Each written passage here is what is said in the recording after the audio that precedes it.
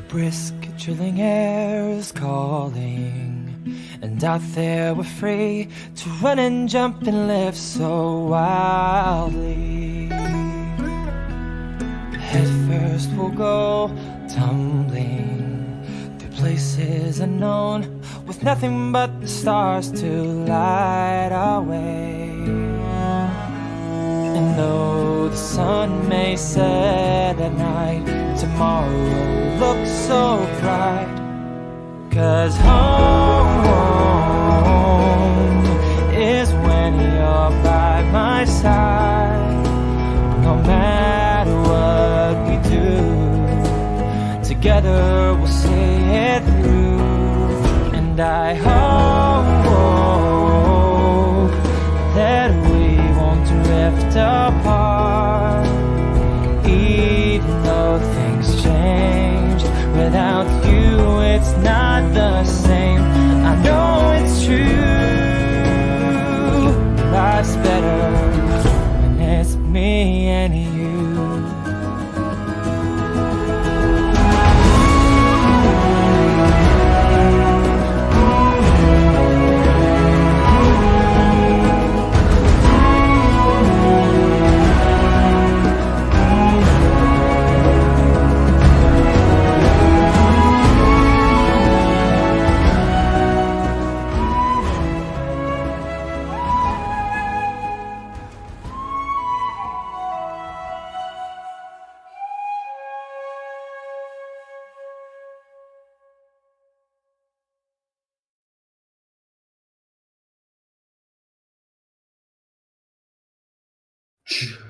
And welcome everybody to the grand final of the High School Esports League. We are of course looking at the Victorian bracket for tonight. So a lot of fight going to be coming out of the two teams that we'll be hopefully seeing on the Rift very soon. But before we get into the two teams that will be duking it out for the first place within the Challenger bracket, of course I must introduce myself and my fellow casters. So of course my name is Ewan Iato Street, and joining me, the color caster of the hour, who's been joining us through, I think, every single week of the HESL League, Jackson Prote Williams, and it is good to be back, Iatos.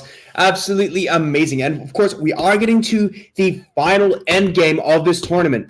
And it's been an absolute blast casting every single one. And I do believe we do have a live finals coming up on Sunday as well. Definitely for the Victorian division. There is the live grand finals at the Melbourne Esports Open, which I believe is taking place at Margaret Court Arena, in or around where the OPL finals are being. So if anyone is down for that, it's going to be an absolute blast. If I'm not mistaken, actually, Prote, yourself and of course Benji, the other play-by-play caster for this event, will actually be the ones casting for that live event.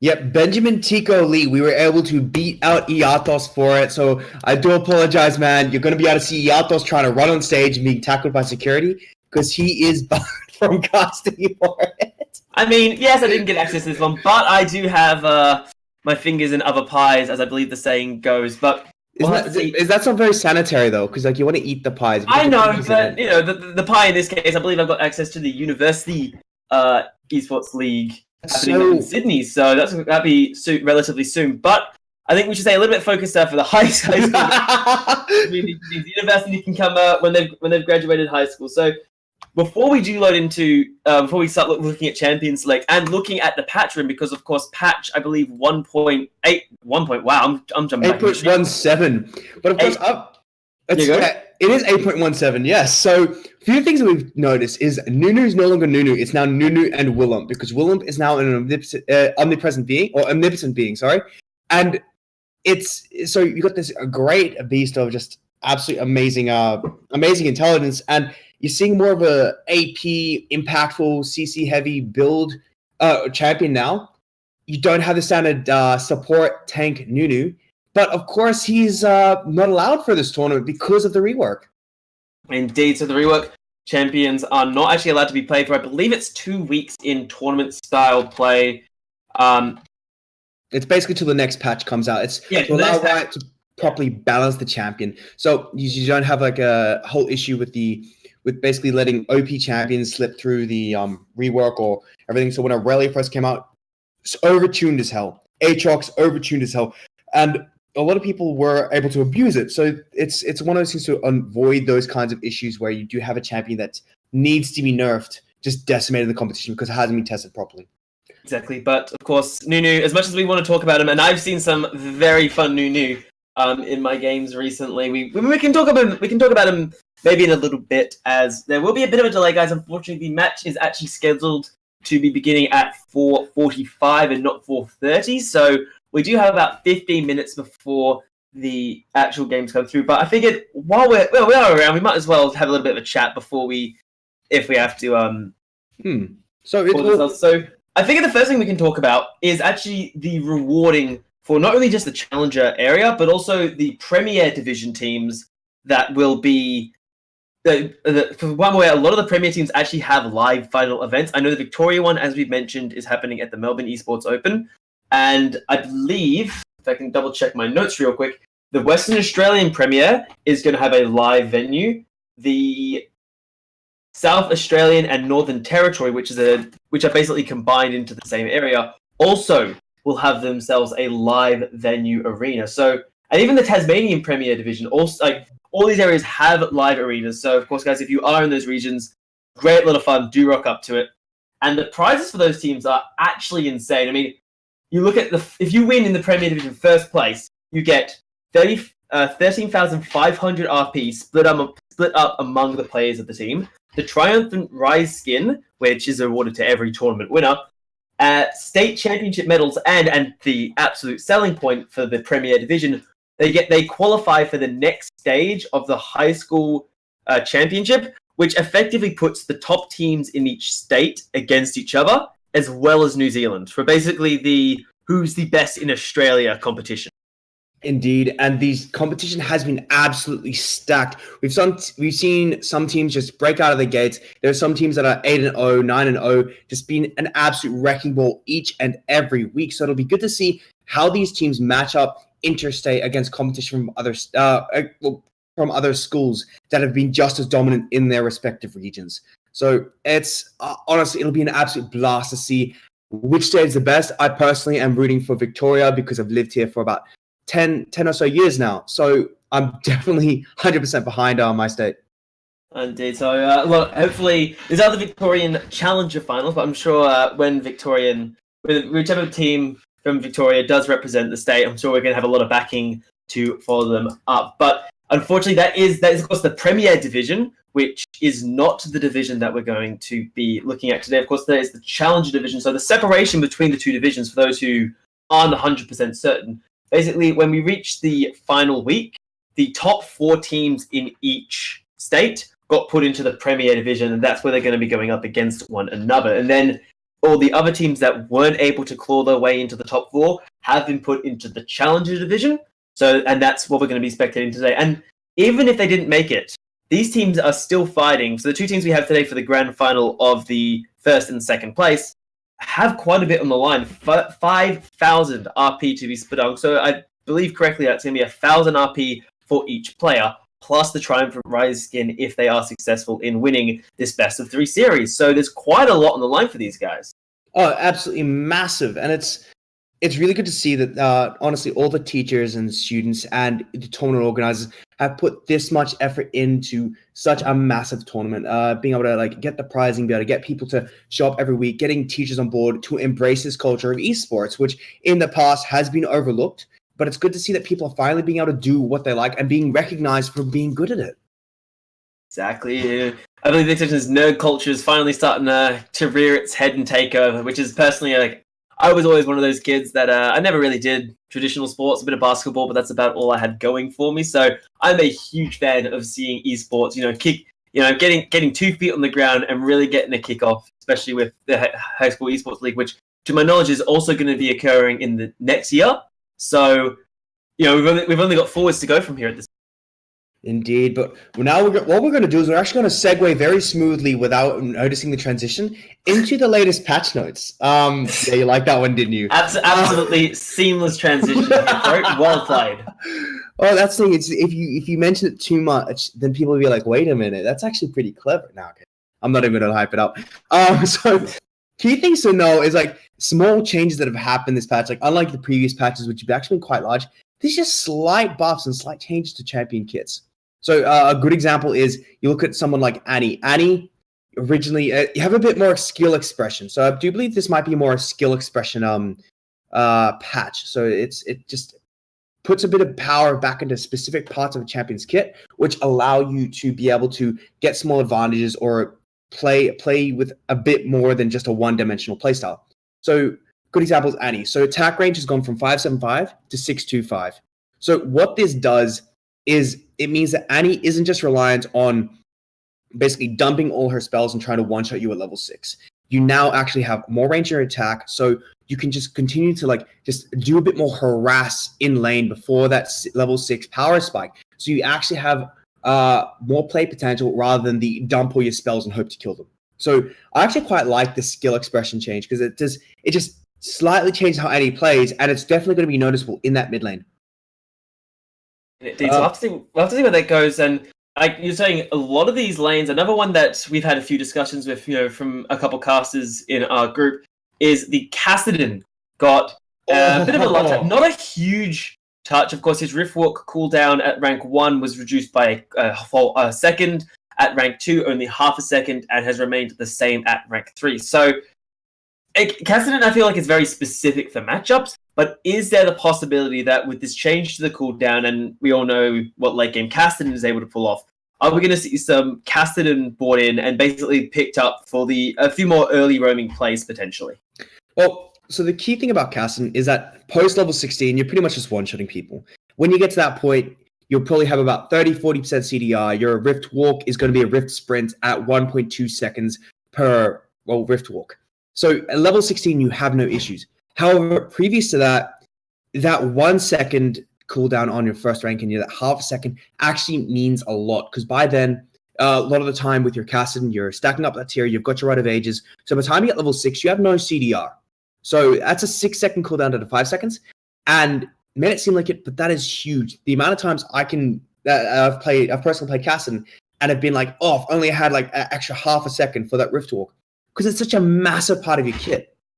And in that early game where you struggle, having that extra second off is a massive playmaking tool. And it's once again, it's like a small buff to a certain part of his kit that's going to change it into it's going to definitely change the weakest part of his game and allow him to play safer and more aggressive at the same time, depending on whether he's getting camped or whether his jungler is camping. So it just allows him to do so much more in that early game. So I do believe it's going to allow for more roams. It is going to allow for better trading. It's going to allow for so much more kill potential as well.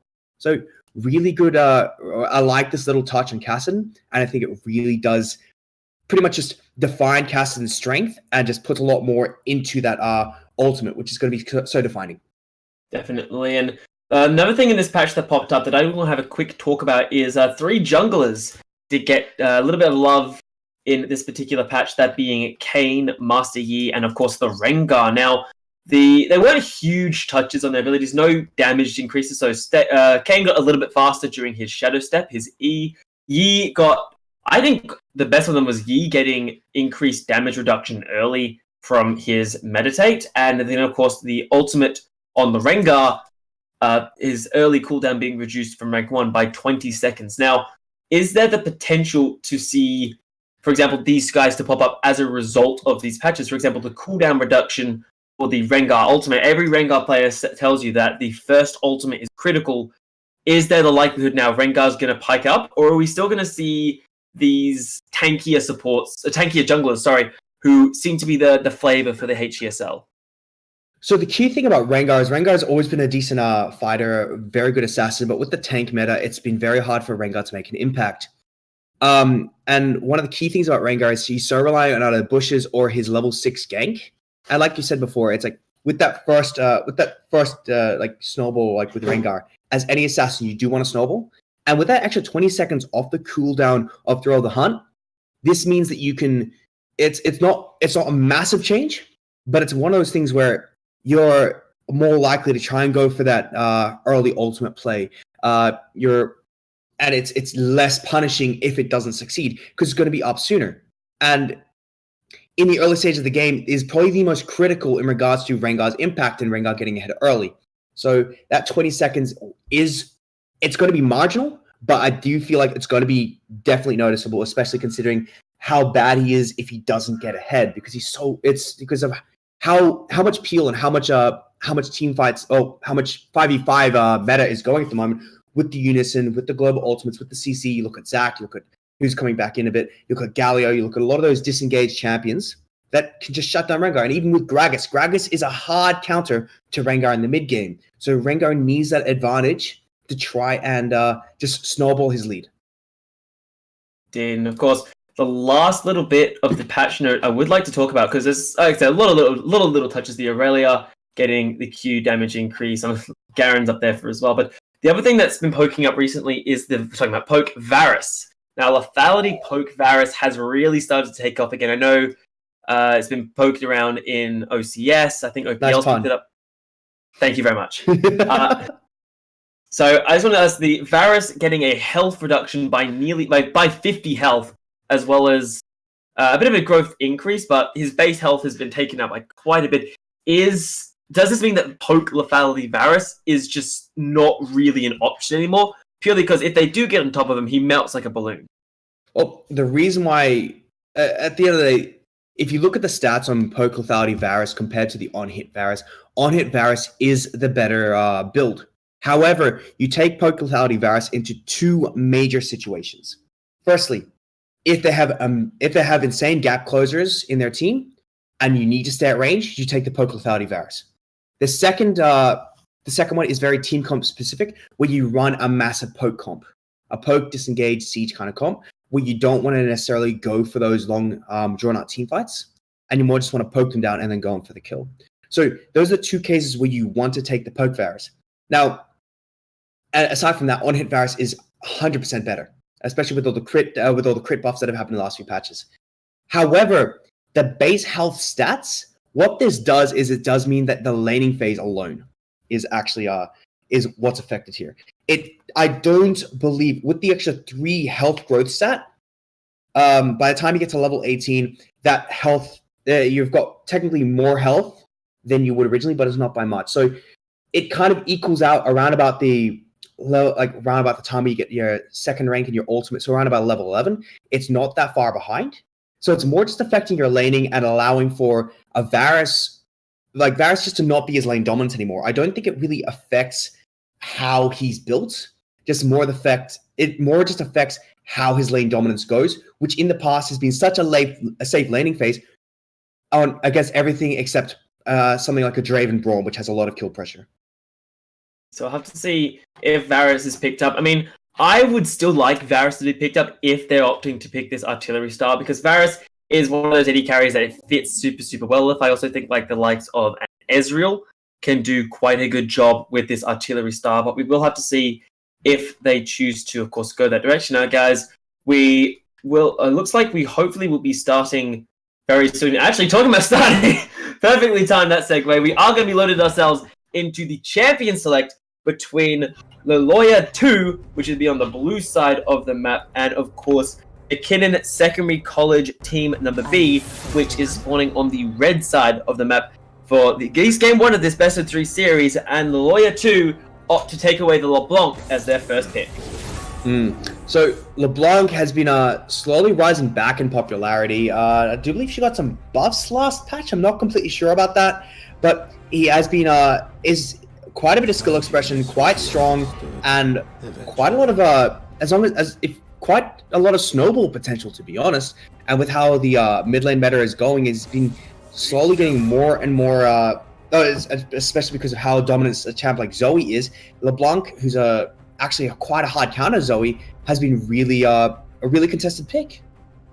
Indeed, so LeBlanc is the first one to hit the ban list. On the other side, of course, the Xerath taken away out of the mid lane of Loyola 2. I'm going to be struggling. But naturally, a lot of mid lane bans, as we're seeing the Twisted Fate taken away as well. So clearly, mid lane mages are the priority for this banning phase. And it's also mid lane playmakers. LeBlanc, a massive playmaker. Twisted Fate gives you so much global pressure. He scales so well as well. It doesn't matter if you don't get a lead in lane. He has such long range. He's got amazing poke. At late game, he just becomes a CC bot with a lot of damage and a global ultimate. So it's such a big threat to deal with. And it's quite a good ban here, especially if you're worried about that global pressure kind of that comes in. Exactly. So I'll have to see a little. The last bands coming out of this is, of course, Jarvan 4. That Cataclysm is not going to be left up and available. So, it doesn't matter which team he's on because he will not be helping anyone. But the first pick in is Aurelia, who did get a bit of a love tap this particular patch. I mentioned it briefly where her Q, the Blade Surge, now does 100% damage to minions rather than 70%. So it basically means that her mid lane hopping, assuming she's a mid laner, her hopping around and her flex potential is a little bit stronger. Yeah, Aurelia is an absolute menace to deal with, whether you're top or mid. So much playmaking potential, so much mobility as well, and it's the outplays I've seen on Aurelia are insane. As well as the team fight presence that she has. She gets a lot of damage. She goes the Titanic, Sterex, Triforce build, so a lot of damage, a lot of tankiness too. And it's, funnily enough, if we see the Rise here, that's a point-and-click CC. That can shut down Aurelia hardcore. Exactly. So we see on the side of Mckinnon, they've picked themselves a really intelligent mid lane champion, which effectively tells now that Loyola, you sort of have to put Aurelia top, unless you want maybe not the most ideal mid lane matchup. So we'll have to see where that goes. Ooh, as we see a Jinx locked in for the AD carry of Loyola too. Unfortunately, guys, I can't tell who is which player purely because they are not in what we would call role order. But the Jinx locked in, and if they lock in the Shen, so that's probably a Shen support. Which, I mean, for a Jinx, maybe I don't think is the most ideal. But if this Jinx can get online against a Ryzen Soraka, she's just going to clean house. As we see the new Hover, but Nunu, as I said earlier, we're not allowed to have Nunu and Will up on the battlefield today. So with the Shen and the Aurelia, that either means it's a Shen support or Shen top. And Shen is such an amazing champion to go with with Phoenix's Jinx. So what Jinx brings to the table is amazing scaling, like one of the best ADC scalings in the game, as well as just this massive range, so it can actually shoot from a massive distance and fire quite powerfully. It's with the Runa's Hurricane as well, when you have that 3-item power spike, 4-item power spike, she gets excited, shoots rockets like crazy, that's crazy AoE damage. And with Shen, you've got the Spirit Refuge to keep Jinx safe from counterattack. With the Stand United, you have so much potential shielding. And with the Aurelia, you have to worry about this diving force for your backline, so it's so hard to focus the Jinx. So I like how this comp is shaping up from the side of Loyola, whereas the Sejuani is just such a powerful pick potential, and comboed with the Rise in mid lane, you got to be careful at that level 6. That is going to be an absolute nightmare to deal with in the mid lane. Exactly. I almost feel like if this Aurelia is middle lane, they will have to bring themselves a cleanse to that lane, because otherwise you get caught by a Shen at the Rise's Rune Prison and followed up by the Glacial Prison of Sejuani. I mean, there is no parole time that's going to be saving you out of that one. So, but we'll have to see again. That's really still could be top. We aren't exactly sure where it's going because the power of Flex Picks is really strong here. But looking at the bans, it looks like Mckinnon don't know exactly where the Aurelia is going either with the Anivia ban as well as the Gragas. So a mid laner and a crowd control jungler taken out of the belt of Loyola team 2. And of course, the Ezreal and Yasuo are taken away from McKinnon's secondary college. And now we'll have to see what Jihoon here decides to lock himself in. So Yasuo is a really powerful scaling pick, and into the Aurelia, you have quite a lot of damage coming out of both sides. So especially the potential for Yasuo to actually get onto the Jinx. If the Spirit Refuge isn't on the Jinx, that Jinx is going to fall so quick with the Yasuo just hammering down. So I do like that. I do like that ban, and with the Ezreal, it's a very safe laning phase that is potentially gone from the side of McKinnon Secondary College, but they've just fired back with being like, oh, you've got the scaling AD carry. Well, with no real kill potential, we've got the same. Exactly. The Kaiser, apologies, picked up. So that is going to be Kaiser Soraka on the bottom side of the lane for McKinnon. But on the other side, it does look like Aurelia is going to be the mid laner with the Lulu jungle. No. Never mind. I'm not exactly sure who is where now. So Aurelia can be flexed in the jungle. Lulu has been known to be flexed in the jungle as well. And on a rare occasion, Shen even. I'm very surprised by what we're seeing. A lot of flex coming out of Loyola. Loyola, I'm going to struggle does with appear to be Aurelia pick though. But if you look at the... Oh my god, we do have the Casio. So the Rise Casio top and mid, and with the Kai'Sa, this can be a heavy AP comp. So the Kai'Sa's probably going to go for like the standard Stormrazor into crit build, which we have been seeing rise in popularity ever since the ever since the Guinsoo's Raze Blade nerfs and the crit item buffs. So I do like this hyper-scaling comp coming out of Mckinnon Secondary College to kind of offset the fact that there's a Jinx here. However, this Zed is quite an amazing assassin pick to get into the Soraka and kill out the Soraka. And it's going to be very difficult because there's quite a bit of outplay potential with the Cassiopeia. You can use Petrifying Glare because you know where Zed's going to be when he uses the Death Mark. With the Rise, the point-and-click CC can really shut down the Zed. So I don't like the Zed last pick here. It does appear that the Aurelia is going to be top while the Shen is going to be jungling. So I'm not too sure about what Shen's clear is like. After Tiamat, I do believe it is fine. But it does mean that they get the Lulu support, and Lulu Jinx bot lane is lethal come that mid-late game because Lulu is probably one of the best supports to be with a late game hyper-scaling carry. Definitely, Lulu Jinx is just going to be so difficult to deal with. I mean, Jinx is very mobile when she gets her reset, and of course, until she gets her reset, until she gets a little bit of the Lulu Polymorph, she has the Lulu Whimsy, as well as the Wild Growth to keep her quick and mobile. But we will be loading ourselves into spectator delay, unfortunately, so we will be loading into the game in about 2 minutes. And what interests me the most is despite the fact that Loyola, yes, has quite a bit of flex and perhaps an unconventional jungler, there is no teleport coming out of this team either. Well, they don't have the teleport, but they do have the Shen stand united. So I do believe that's the kind of idea behind it. You do have the Zed and the Aurelia who can both split push like crazy, but the Ignite here is more to try and offset that is trying to like apply that lane dominance. However, it's very peculiar. You've got a Jinx, Aurelia, Zed, who are all very AD kind of champions, into a Kai'Sa, Rise, Casio, who are like on the opposite end of the spectrum with AP. So, and both sides only have the one tank in regards to the Shen and the Sejuani. You do have the Aurelia who goes bruiserish. Lulu can make someone an off tank temporarily with her abilities and her shielding. And the Rise and the Casio oftentimes go for like the Rod of Ages or Melanomicon, so slightly tanky AP items.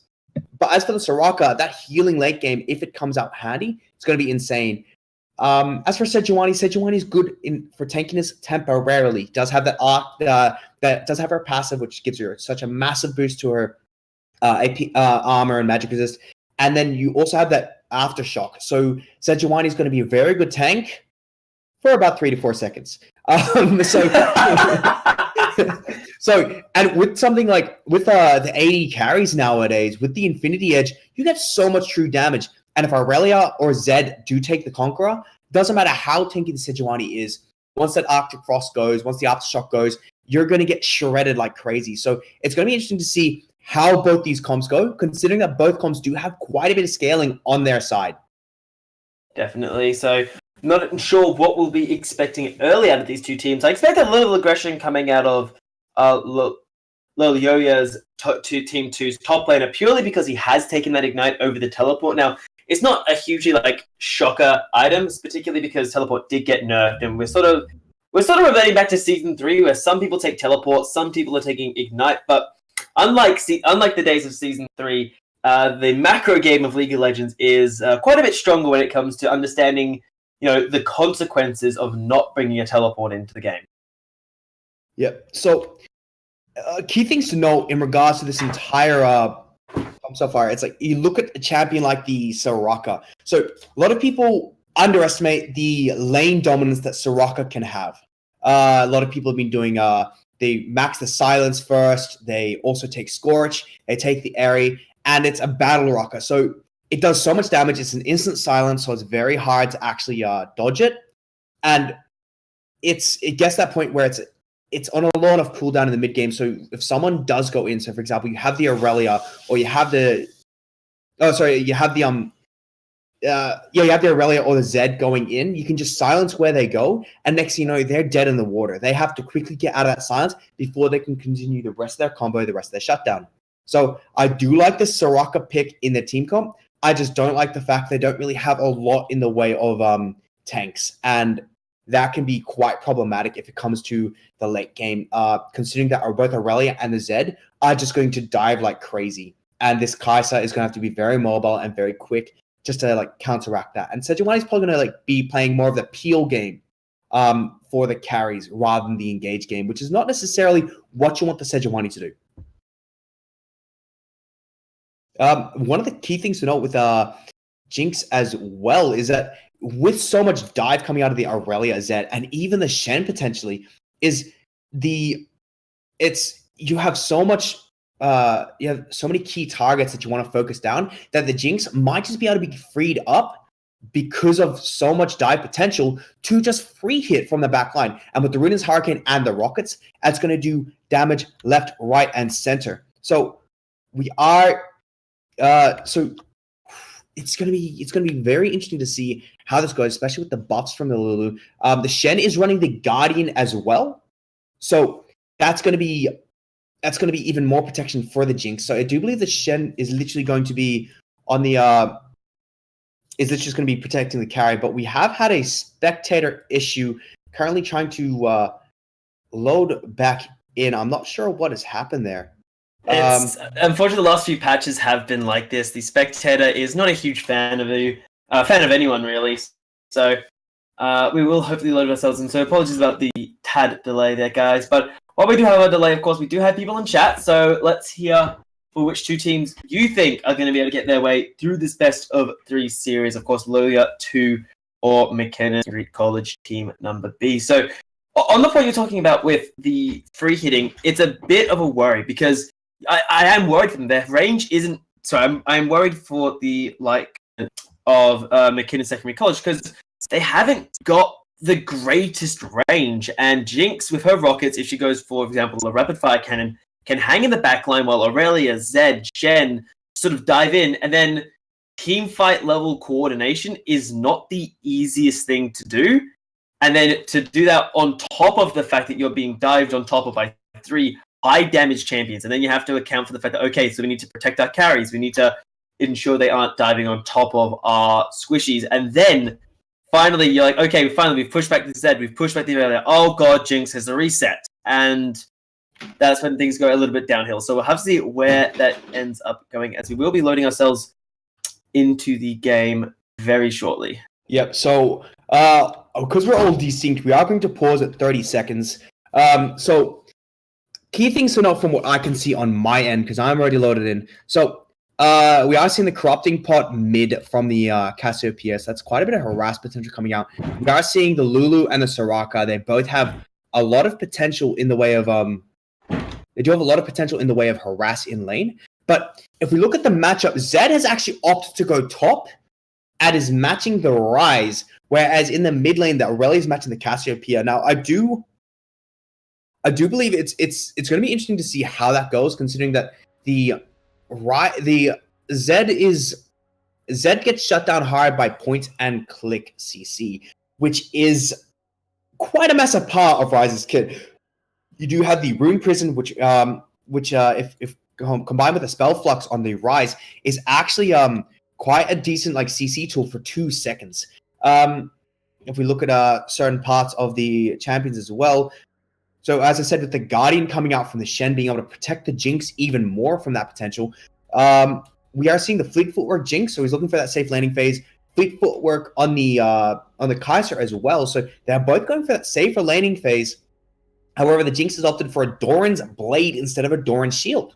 So it might be playing a bit more aggressive, might be relying a bit more on that lifesteal rather than hanging back a bit more. She does outrange the Kai'Sa, so can bully a bit more as well. But it's very interesting how they've gone for that, considering the Lulu's actually gone for the Exhaust instead of the Ignite, whereas the Soraka's gone for the Ignite. So once again, peculiar things. And one of the things that I didn't mention is the fact that Aurelia has actually opted for the Press the Attack over the Conqueror. So Press the Attack, it's considering that it's not a very tanky lineup, the Press the Attack would actually potentially be better if she can stick to her target and get that damage down, because that's an extra 8% damage increase from all sources after you proc it. So very good for proccing that and then allowing the Jinx to shred, as opposed to just being able to shred the one tank individually on the side of Mckinnon Secondary College.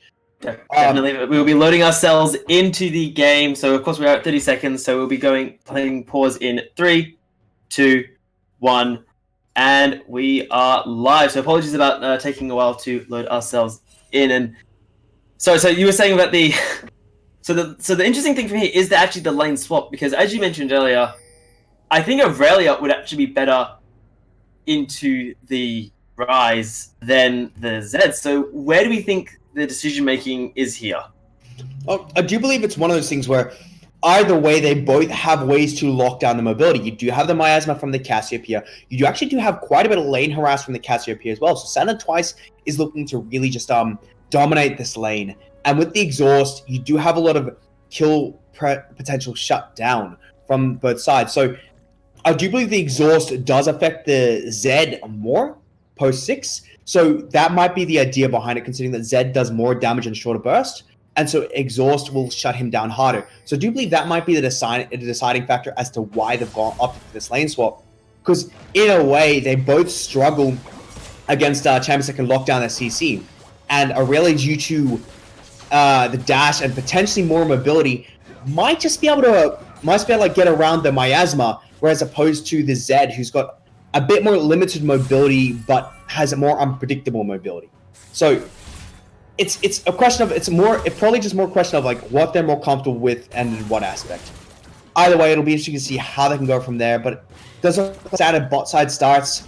But the Shen has actually opted to go for an early invade after his clear, and is just being really cheeky about it. So he's able to steal the Gromp away and then come back for the scuttle. And we might just see an early gank in the bot side. And what this might do is it might force the Sejuani to stick around top side, because he won't have much of a jungle camp to clear if the Shen keeps deciding to go for this. Indeed. I really do like this aggressiveness coming out of Hot Dogs Nuggets Shen there. I mean, it's not a traditional jungle pathing, and that's what is going to catch players off guard. So if you've got your own little flavor to something, I think pulling it out, especially in a game like this, is always quite a bit fun. You know, a little bit of spice, especially for game 1. Throw your opponent off, and they can't be prepared for something when you throw quite a bit of cheese at them. So I would quite love an early gank, but it doesn't actually look like either jungler is properly setting up for this. Ji-Young is on the top side, but he looks like he's prioritizing the Scuttle Crabs over there, and now is backing away for his major buff. And Zed is actually one of the champions that's extremely hard to early gank due to that amount of mobility. So I do like the fact that this Rise is here. It does have the Rune Prison, so great gank potential there. But it's just so hard to lock Zed down long enough for the CC from Sejuani to click in, considering that Sejuani's attack speed is so slow relative to actually being able to get the permafrost onto Zed.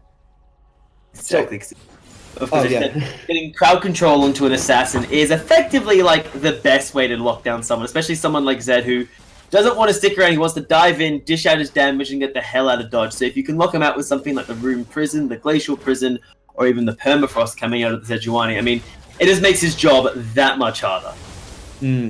But of course, we do have a ward on the Shen now, so this is good tracking from the side of Mckinnon Secondary College. They're able to they can say, okay, cool, Zed, the Shen is on his blue buff right now. He's going to his Gromp. So now they know where he is. They know where to play safe. And look at the Rise. Rise is actually playing back in lane, so he is being cautious of the potential Shen gank up there. So there's not really much he can do there in regards to ganking.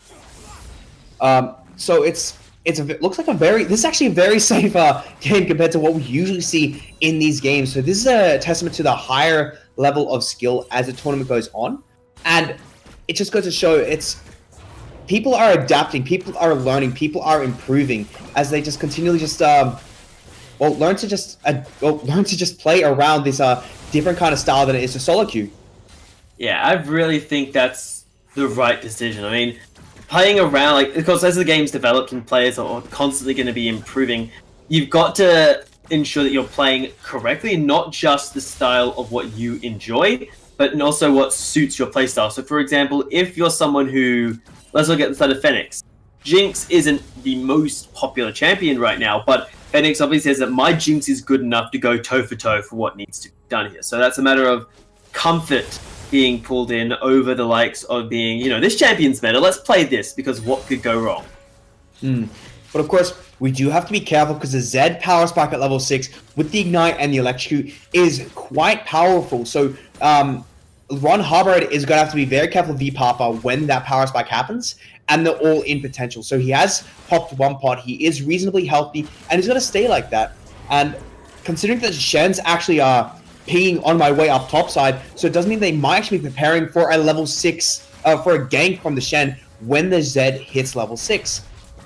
So this is really good forethought coming from the side of Loyola too, and they're looking to capitalize. Whereas the Sejuani, who is probably looking to just farm the jungle because of like a lack of gank opportunities that have happened. You know, summoners have been burnt, nothing has really changed, and it's a very slow, methodical game right so far.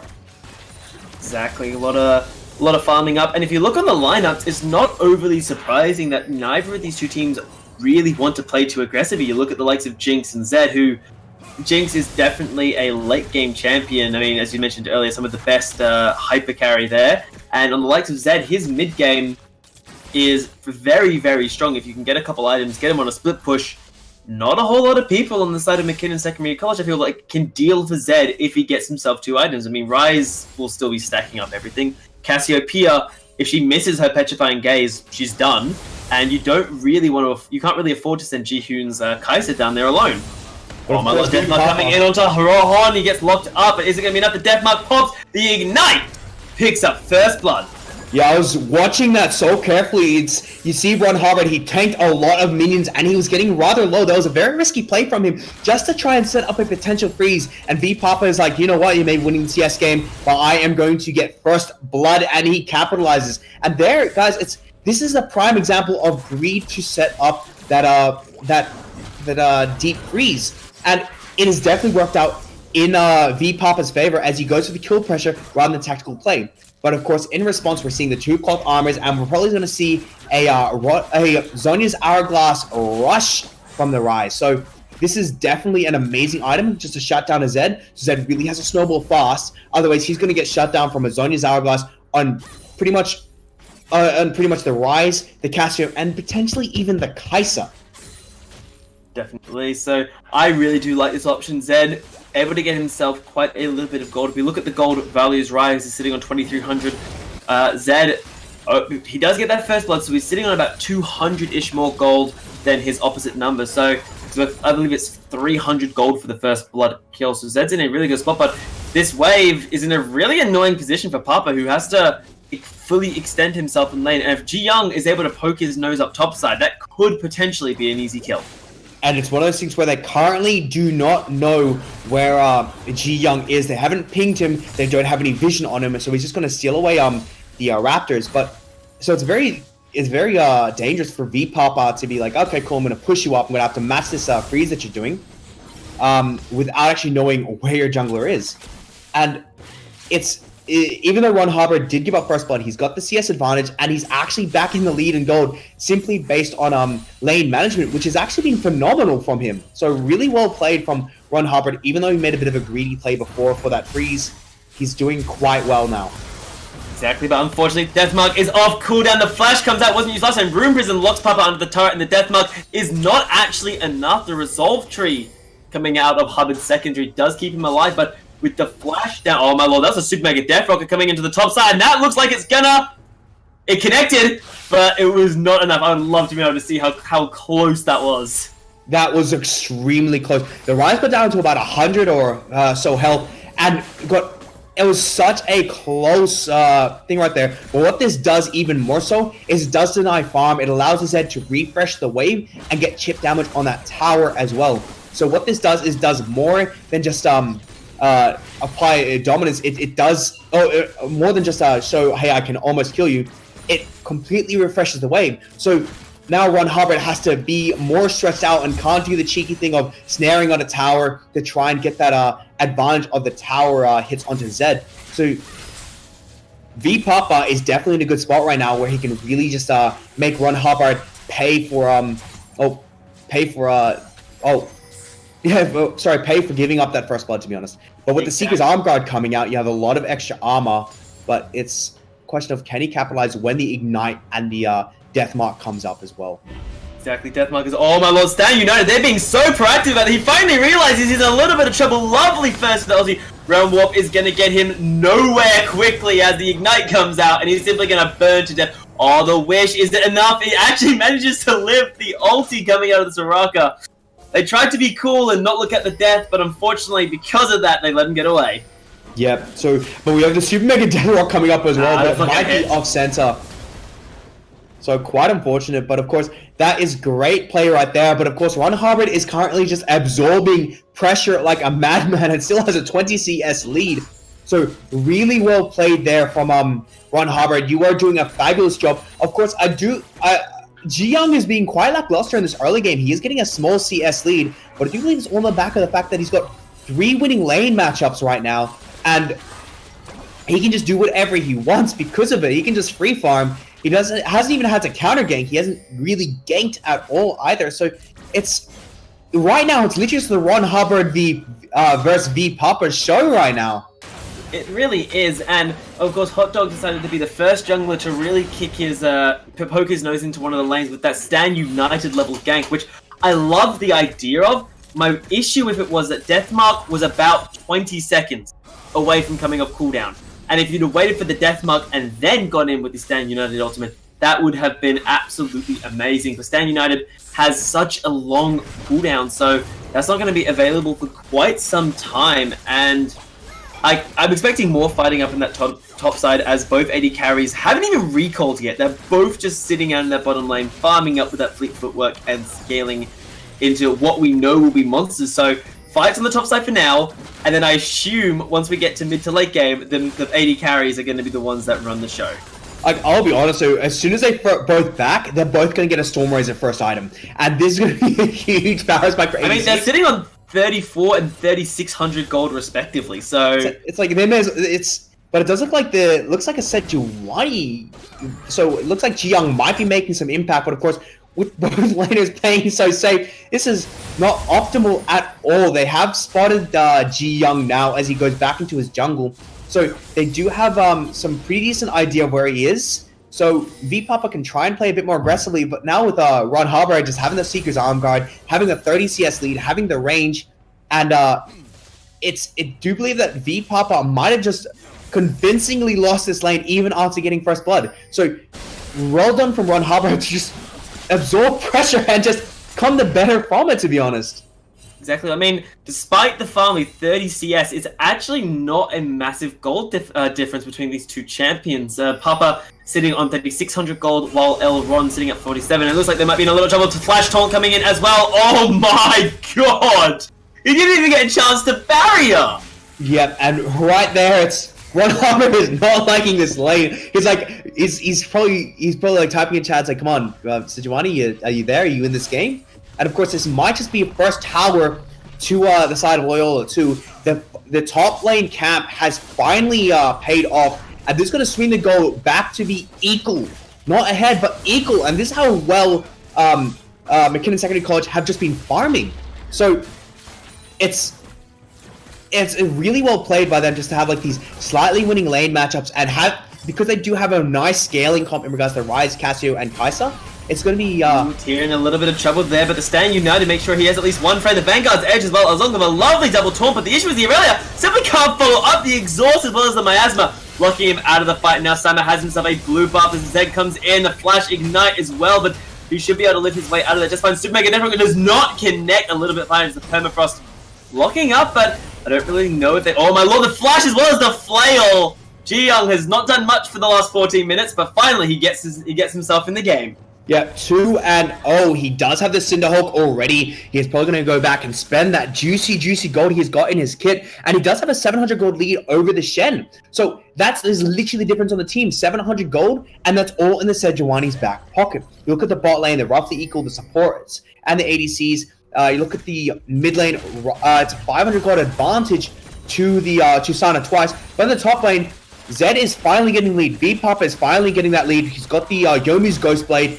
He's pushing the lead where he can. With this 30 CS disadvantage and now a long lane, it's going to be very hard for him to continually to continually get that kill pressure, especially with the Seeker's Arm Guard probably stacked up by now. We are going to see a Zhonya's Hourglass rush from the Rise, and that's actually a very good pickup because it just shuts down champions like the Aurelia and the Zed, and such really good into this comp in general, to be honest, with the amount of CC they've been having. Definitely it does, though. He will have to submit his Rod of Ages, or at the very least have a very, very delayed item added in there. But it looks like Mckinnon might be trying to force themselves a Dragonplay. I think they finally said, you know what, we need to stop trying to play around the top side of the map. It's very clear what's going on up there, and let's simply play around the bottom side. We can get a bit of a stronger 2v2, as both AD carries, as you predicted earlier, Pro, have picked themselves up a Storm Razor first item. I mean, I love these bot lanes, partly because they're not fighting, because this simply tells me that in about 10 minutes, one of them, either Jihoon or Phoenix, are going to pop off, and that excites me greatly. Actually, talking about popping off, there might be quite a bit of trading, but they choose to back their way out of the fight. An early flash coming out actually as well to avoid anything else. Super Mega Defo got able to connect, as well as the Wild Growth, but it's actually a party. I don't think they realize how many people are down it. The flash from the Kai'Sa and the Killer Instinct give her a shield, but it's not going to keep her alive. The Jinx is excited. The Jinx will try and get herself a kill. A flash coming in, as well as the Ignite. Are they able to donate it over? Yeah, it is!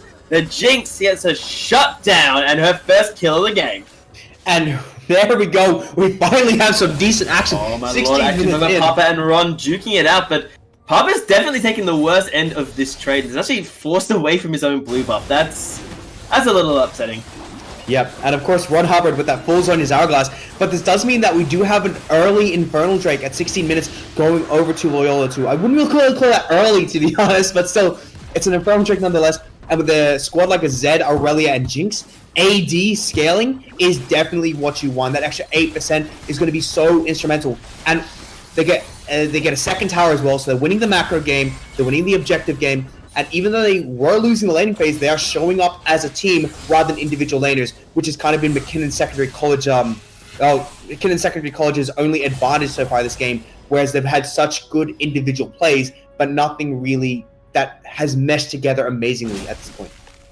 But there's still plenty to go. This is a best of 3 series, Pro, so there's a lot of love to be handed out among these two teams for their own teammates as we do advance our ways through that. But while we do have a little bit of lull in the action to see where Loyola, I'm never going to be able to pronounce that name correctly for the rest of the stand. Loyola, whatever. But blue team, there we go, close enough. Have loaded themselves. Look at their macro game. I do want to have a quick look down the items, as we are seeing completed items picked up around the belt here. So for the top lane, of course, the Zhonya's Hourglass, as we've mentioned, completed for Hubbard, who definitely needs that against the Ghostblade.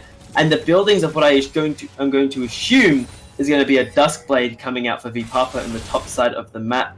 Both AD carries. There is a bit of an advantage on the side of Phoenix, who's picked himself up the Hurricane that we saw a glimpse of, and my god. Well, with all these power spikes, the key things to note is, firstly, you have the Runa's Hurricane. Now, that isn't going to mean too much until we get the Infinity Edge, but it's still definitely the prison does not connect on anyone. No one is taken to jail on that one. Killer Instinct forwards, but it looks like everything is being thrown onto Phoenix to keep him alive. And actually, now they can try and force the turnaround with Zed. Got access to the backloads of the taunt. Catches onto Zaraki. You cannot have your heal bot going down there. Deathmark onto the Kai'Sa puts it in quite a little bit of trouble, but Jinx is untouched throughout all of this fight. Free hitting away. Cassiopeia locks up 1, takes down 2, probably. No, looks like the Lulu will survive a little bit longer, but not for long, as backline is still untouched. Oh my lord, Jinx unable to get a kill yet. If she can get a reset, this is the fight done and dusted. That's 1, that's 2 taken out. Jinx has Super Mega Death Rocket up and available, and it looks like it's not going to be needed as it missed. The zap lands. 1 more rocket, that's a triple kill. 4-0, Jinx is online. Meanwhile, the top side looks like Hubbard is in so much trouble. The Zhonya's not going to be able to save him. Barrier does, though! Zhonya's not even needed to take up that kill. And Ron Hubbard has been a bright light so far on this team, being able to make plays amongst all odds. But of course, Phoenix is just snowballing. A 4-0-3 Jinx, 174 CS, and this is going to be another tower for the side of Loyola too. They do have another 2,000 gold in the Jinx pocket. So that is the majority of your BF sword. Your majority of your Infinity Edge, potentially a BF sword and your pickaxe being picked up. So really good power spikes right there. And it's considering that you've got a Jihoon going for the Guinsoo's Rage Blade still, and has actually DC'd, has actually reconnected. So there might have been a lag issue there in that team fight. But of course, it's Loyola too has just been in the driver's seat from start to finish. They've been making plays up top side, and even though Ron Hubbard's done an amazing job of absorbing pressure, they haven't done anything with that pressure. Ji Young has been has not been proactive. They've had a winning matchup in mid, but they haven't really been able to utilize it. And they've got to try and get the scaling down. And with the Jinx already going for got the Berserker Greaves, got the Infinity Edge, almost got the IE. You got this massive issue to worry with the Jinx. You got this Lulu that's just protecting like crazy and healing like crazy. And you've got these massive Zed and Aurelia just diving the backline. You have so much to worry about, especially the power spike of the Triforce coming from Aurelia. That's so much damage. Exactly, and the thing that's just caught my eye is... Medjai's. Yeah, the Medjai's. I mean, great minds think alike. It seems like as the Medjai's has been picked up for Hot Dog Nuggets Shen there now. AP Shen has sort of poked his neck around there recently of the Tiltarella video if anyone has watched AP Shen, which pretty much says your ulti does a lot, but I'm not exactly sure today's game is the one where you pull out the AP Shen. It actually fits the comp really well because Hot Dog Nuggets is not being used as a split pusher. He's being used as a protected carry. He's being used as a team fighter. Considering they have a lack of tanks, they need Shen for the team fights. And so what this allows Shen to do is as soon as anything breaks open, just ulti the Jinx and keep Jinx alive. And considering that you have a Rise, you have a Kai'Sa, and you have a Cassio, that's a lot of DPS coming out. So if you can get the Jinx just to absorb that extra damage, so be a tank and a team and your DPS, that's going to be an insane amount. And then as soon as Hot Dog Nuggets comes into the fight, just taunt the priority target, get them start attacking Hot Dog Nuggets, while Fennec just free hits. And a free hitting Jinx is the last thing that you want right now. Exactly. We mentioned it earlier how with all the members of the side of Loyola diving forwards, you really need to keep a track of the Jinx and just how much damage she's able to output. And I mean, this is the worst case scenario where the Aurelia and the Zed and the Shen can all just sort of dive in. And they don't even have to be the ones that get the kills. They can simply add as a distraction for Jinx to get online with 4-0 with 2 items and the Infinity Edge not exactly far away, while Jihoon's Kai'Sa has yet to even be able to pick up his Winsu's Rage Blade. It looks like a 1-3-1 split push coming out of Loyola with, of course, 2 members in the middle lane. They've got the Aurelia and the Shen hanging out in the sideline.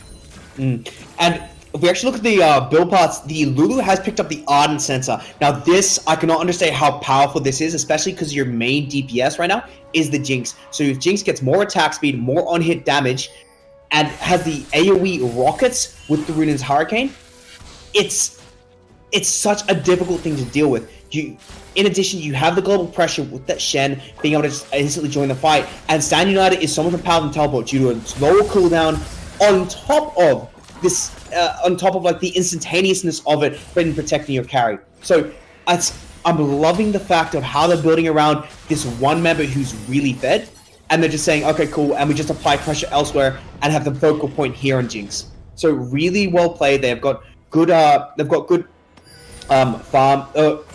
allocation. They've got good macro play. Oh, they've also got a dead Soraka coming out, absolutely deleted. No chance to use the Wish there as Stand United comes in as well from the top side of the map, but the Miasma is sort of cutting them off. They don't overly want to commit O through it, but the mid lane tier 1 turret does fall in favor of Loyola.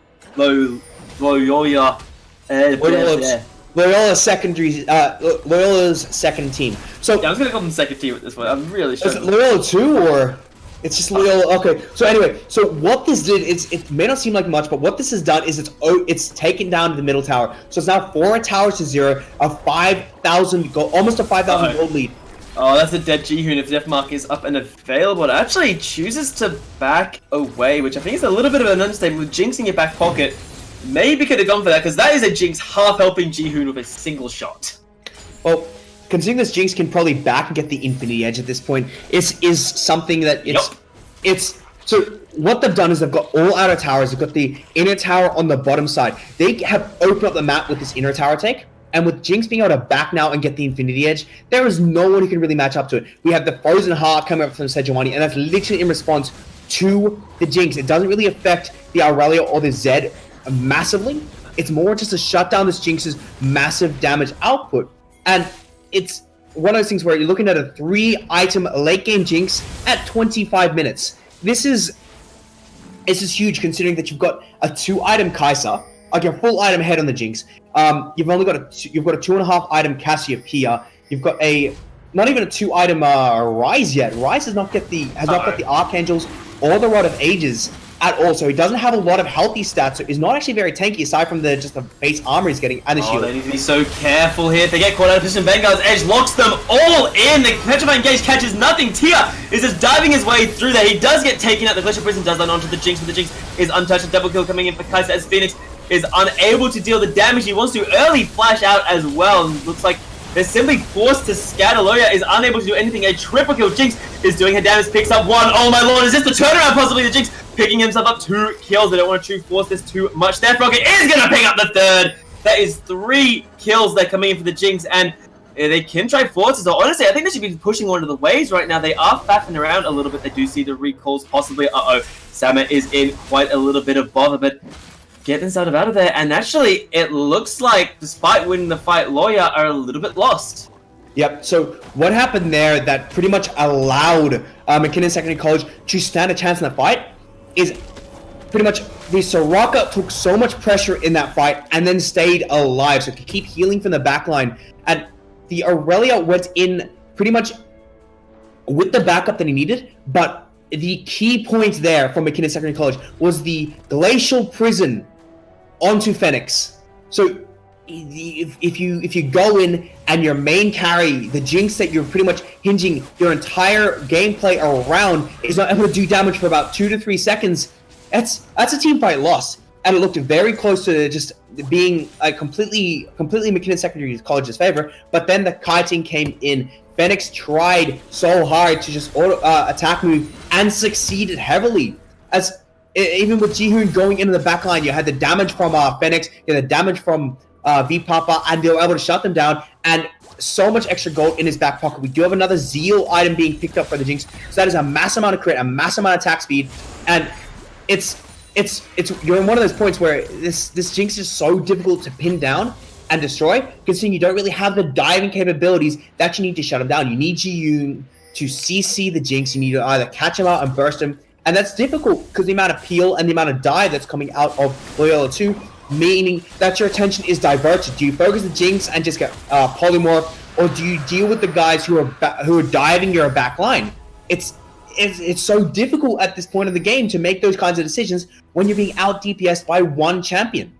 Exactly. I think in this scenario they sort of have to commit to the Jinx, partly because if they do get crowd control into the Jinx, she has no flash and there is no QSS or a I forget the name of the item, unfortunately. The one that Athene? No, it's not the Athenes, it's the Mikhail's Crucible. Mikhail's Crucible, that's what it was. There's no Mikhail's Crucible up for the Lulu, so if they are able to lock down Phoenix with quite a lot of the crowd control that they have available to them, that is a dead Jinx. Jinx, for all the damage she does, is not the strongest, tankiest. Not about being tanky. Jihoon, lovely use of that killer instinct to survive. That Ignite would have burned him out otherwise. Really. Oh! These Death Rockets have been so close, yet so far, and my heart goes out for him. But they want to try and force this fight here. Deathmark is up and available, as well as the Taunt, and that is a dead Rise. 3, 2, 1, and oh no, he flashes out there. Actually gets himself out a little bit of time, but how fast is he able to run the Realm Warp? Is it enough time? Yes, it is. The Ignite. Never mind. Papa with the Ignite. I was so certain he got out of that one alive, but Papa with the Ignite makes sure that no one can run from their shadow. Yeah, but really well played by Ron Hubbard. Almost got out of their life, but still doesn't have the fully stacked up Archangel stuff. So it doesn't have the Seraph's Embrace, and doesn't have a lot of health as well, because it doesn't have the Rod of Ages, or Melanomicon, or Leandries. So you're looking at a very, a very skinny Rise in a very big suit of armor right now, because he just doesn't have the health stats or the shielding to tank the damage that's coming out right now. So he's so reliant on that Zonia's Hourglass and a non-existent Seraph's Embrace shield right now to be able to do the damage that he needs, to be able to absorb the damage he needs to absorb to do his work. Exactly, it's not really doing much for him. He's only able to complete 3 items, unable to even start looking at his, third proper item, not including his boots. While if you look at the side of Loya, everyone's sitting on at least 2 items, poking towards their third. Phoenix has picked himself up the rapid fire cannon, with that last Zeal, which is actually something I wholly agree with. That little bit of extra range with Jinx with the Fishbones rocket launcher is understated how impactful that range is. A lot of people don't go for that second crit on because it's the crit inefficiency. You have 120% crit. It doesn't matter. It just means that instead of critting 60% of the time, you're always critting. And considering that you have these AoE rockets that do so much work, and you get the extra range and extra burst when you first start the fight, apply that with your Storm Razor attack speed, or the extra damage burst from that first hit, your Jinx is going to be able to one-shot people and then two-shot everyone else. So he can one-shot. I think you look realistically though, because he's probably going to pick up some sort of lifesteal in that final on. He can probably 2 to 3 shot the AD carry, the mid laner, and top. Look at Jihoon. That health that's gone, a bit more than a quarter of his health went from one rocket, and that's huge. And that wasn't even I do believe that rocket wasn't even aimed at Jihoon. I do believe it was aimed at the minions, and then it was the Rona's Hurricane rocket that hit Jihoon. So that doesn't account for the AoE damage from the other rockets. So it's the potential damage is so much more coming out from Phoenix, and it's going to be so problematic. Man, it's a bit of a trap coming into the top side. Wild Growth used so early on, actually. I'm not exactly sure they knew what they were going for. Now they're going to get collapsed on here, and if they can land a Glacial Prison or a stun, looks like they all opt to back the way out of there, but with the Wild Growth down on cooldown for probably only around a minute, I think Mckinnon second, we need to force the fight with that ability down, because if they can lock up something like a Jinx without the Wild Growth up and available, Jinx has nowhere to go. And if you look at the Hot Dog Nuggets, he is going for a Locket of the Iron Solari. So once again, he's going for that purely, I am a tank, I am going to protect Phoenix with my life, and I'm going to CC the enemy with my Shadow Dash. So that's literally Hot Dog Nuggets' entire strategy. He's got the Guardian, he's got the Stand United, he's got the extra AP from the Magi Soulstone with 8 stacks, by the way, and that's his entire strategy. It's just, can I protect Phoenix to kill the other team? And so far, it's working. Phoenix is deathless. They have a 6,000 gold lead. They've got a 5 towers to 0. They've got 2 Drakes to nothing. And with the next Drake coming up in a minute 20, another point of contention, I do believe it is going to go in favor of Loyola too, who have shown so much proactiveness. And aside from the 8 deaths, they're looking at a perfect objective game. Chopper walking way too far forwards there. Try to get some vision around Baron and forced to burn his flash. Now, that means if someone does get on top of Chopper like the Aurelia or the Zed, there is very little that can actually save them right now. So Chopper needs to be so careful. He gets caught out of position. He is probably the squishiest member on the lineup of Mckinnon, purely because he gives up his own health to make sure that the rest of his teammates don't die. So it's a little worrying when someone like that burns their flash like when you're trying to be too aggressive with your warding. But it looks like Jihoon is on the flank there. If he can get a good Glacial Prison, there is still no cleanse of any kind coming out of Loya there, and one good connection could spell disaster for them, despite the 7-0 Jinx. Yeah, so it's one of those things where you're starting to see some lifesteal coming out of Phoenix right now as well. So even if you can get onto him, with the amount of AoE damage that comes out of his autos alone, it means it's going to be very difficult for you to actually burst him down. Vanguard's Edge coming out into Sana, who's forced to flash out, but unfortunately, lovely Petrifying Gaze, actually the last moment to catch Tyr out. The stun does land, press the attack is proc, but he's got to get himself out of there. He's in a lot of trouble. The Hex Shrinker being popped out, and in fact, so amazingly he doesn't die, but that is the flash being burned, and everyone now is sort of rotating up to the top side. Yep, but we are finally seeing the third item come out of Jihoon. So we are seeing the Runa's Hurricane. So it might be going for the Infinity Edge fourth item. Has got the Phantom. It's got the Phantom hit with the Guinsoo.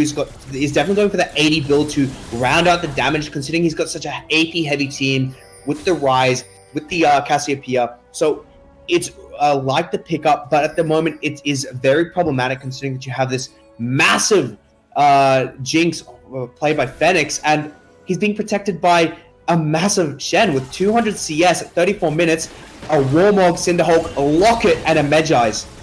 So this is the free dragon. I think they can almost force Baron right now. There's no one on the top side of the map, and there is no proper warding control. There we go. They're actually starting Baron up now, which I think is definitely the right decision here.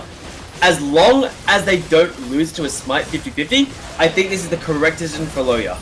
And with how much they can shred it, though, it's definitely looking like that is an easy Baron right there. So, oh my lord, they catch Lulu out of position, but unfortunately they are untouched. They're unable to get access to the backlines. Right now they're just free hitting away. Zed dives himself in there as well as the Aurelia Stan. You know, it is such a big shield, but the Soraka has been caught out of position. Fenix now with those shielding up. A lovely flash coming in. That's one falling down to Jinx. That is a double kill coming in already, and that is going to be the triple kill, and one more shot coming out. Ji-Young is already done. He flashes, but it's not going to be able to save him. A quadra kill coming in for Fenix and Jinx now. I don't think he's going to be having access to the Penta, unfortunately. It looks like his team doesn't even seem to care for it, as that is going to be, at very minimum, the inhibitor cracking at 35 minutes. Well, considering they only lost a tier, and they've got the Baron empowered minions, it's going to be another 30 seconds on Ji-Young, another 10 seconds on the Soraka, and because they've got Baron, they can just continue the siege. They may just rotate, or they may just try and push for the end right here. Indeed, I mean, it makes a lot of sense for them to go to the end here. I mean, if you can end, why wouldn't you? The Cassiopeia is doing her damage, but Jinx takes out one turret. The second turret is not long for this world, and Loyola looks like they're going to say they're not finished for the kills yet. Deathmark coming up for the Hourglass, but that is going to be the Nexus falling for Game 1 in favor of Loyola 2. Yeah, so really well played by Loyola too. They showed that early aggressiveness, trying to get V-Popper a lead, and Ron Hubbard, you had a standout performance in the laning phase, being able to just do that, but from there, Loyola 2 looked like a proper team. They played to their win condition fantastically, and they just kept Fenix alive as he just output the damage galore. So really well played by them. Hot Dog Nuggets had a very interesting build, but it definitely worked out with that kind of protect the carry comp that they ran amazingly well. Definitely, and that's the thing. When you look at game number 2 for this series, what do we think the Mckinnon have to do as an adaptation? Do you simply think to yourself, well, the Jinx got online, so do you get rid of the Jinx, or do you simply play differently and say to yourself, it wasn't there, it wasn't the Jinx, it was the issue, it was us making a misplay of a couple situations that caused that game to go the way it did. So it's one of those things where it did appear that Mckinnon Secondary College didn't really do anything in the early game. Ji-Young was not relevant at all in that early game as well. He didn't really gank, didn't really apply pressure, he just farmed. And even though he had a slight farm lead over Hot Dog Nuggets was just able to apply pressure topside and wasn't punished for it. So Ron Hubbard just got camped like crazy, and we didn't see the counter ganks, we didn't see the ganks elsewhere until about the 10-15 minute mark from Ji-Young, and it was very problematic considering how deeply pushed V-Papa was the majority of the time. So and we got to that mid game, and Fenix was able to pick up those free kills, and then just snowballed from there, and it just kept getting worse and worse. Indeed, but that is going to be game number 1, falling in favor of Loyola 2. So we'll be back in hopefully only a matter of minutes to find out if Loyola 2 is able to take a 2-0 series out of this, or if Mckinnon Secondary College Team B can fight it back to a 1-1 draw.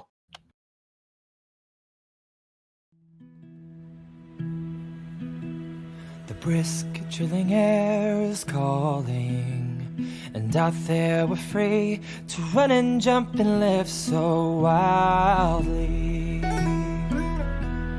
Head first we'll go tumbling through places unknown, with nothing but the stars to light our way.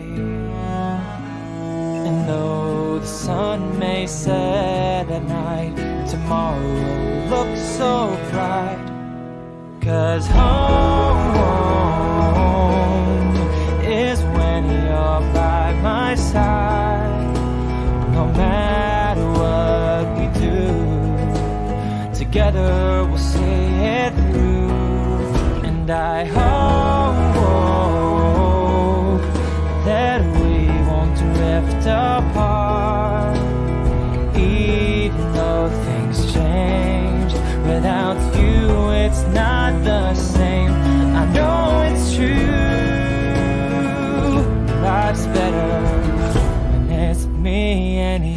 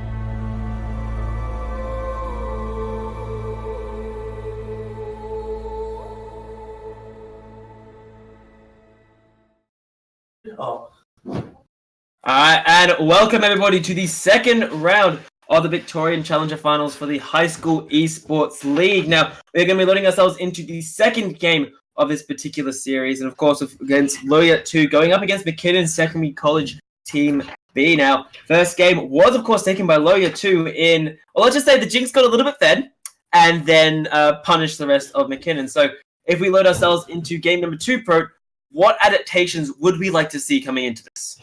I just want to recap on something you said. So you said the Jinx got a little bit fed. Okay, 1103 with 319 farm is probably a little bit more than a little fed, but it was the catalyst for the issues for Mckinnon. Yeah, but the thing is, like, so you say this much farm and stuff like that. Do we mention that the game barely went over 30 minutes? So that is almost a 10 CS per minute mark, almost. I don't think that's a little bit fed. You were an item ahead of the Kaiser at about 25 minutes. That's quite. That's not. It's a little bit more than a little. Yes. Okay. We'll agree on that one. That there was a little bit of an advantage for the Jinx coming into that game. But loading into game number 2, we had a brief discussion about champions that we would like to see and transition. And one of the ones we would like to see is a bit more of either a scaling jungler coming out of the side of Ji Young there, who did play Sejuani in game 1. Now, he had fantastic farm, but not a whole lot of early impact. So I would quite like to see there's something like we mentioned earlier, a Shyvana or even a Jax coming out of Mckinnon Secondary's jungler, purely because he's a great power farming jungler. So let's give him a champion that can do just that. Yep, and considering that Ron Hubbard and Sana Twice both seem to be these carry players playing the Ryze and the Cassiopeia, it's problematic as to like what you would want to go. So a champion like Jax, who scales really well in the 1v1, is also a decent tank. Might actually work out in their favor if they're going for that bruiser-ish kind of style, especially considering you've got the Counter-Strike, which is going to be very good for allowing him to like absorb the kind of pressure from Phoenix, or absorb the autos from Phoenix, and just go from there. But I've just noticed MABX Luckwaz, we're going to call him Luckwaz, he wasn't in the first round lineup. This is a sub that's come in He was the Lulu.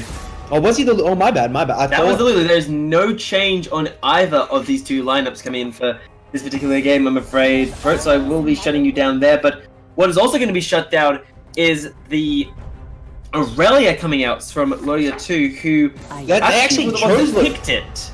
So don't want to give it away for a first pick.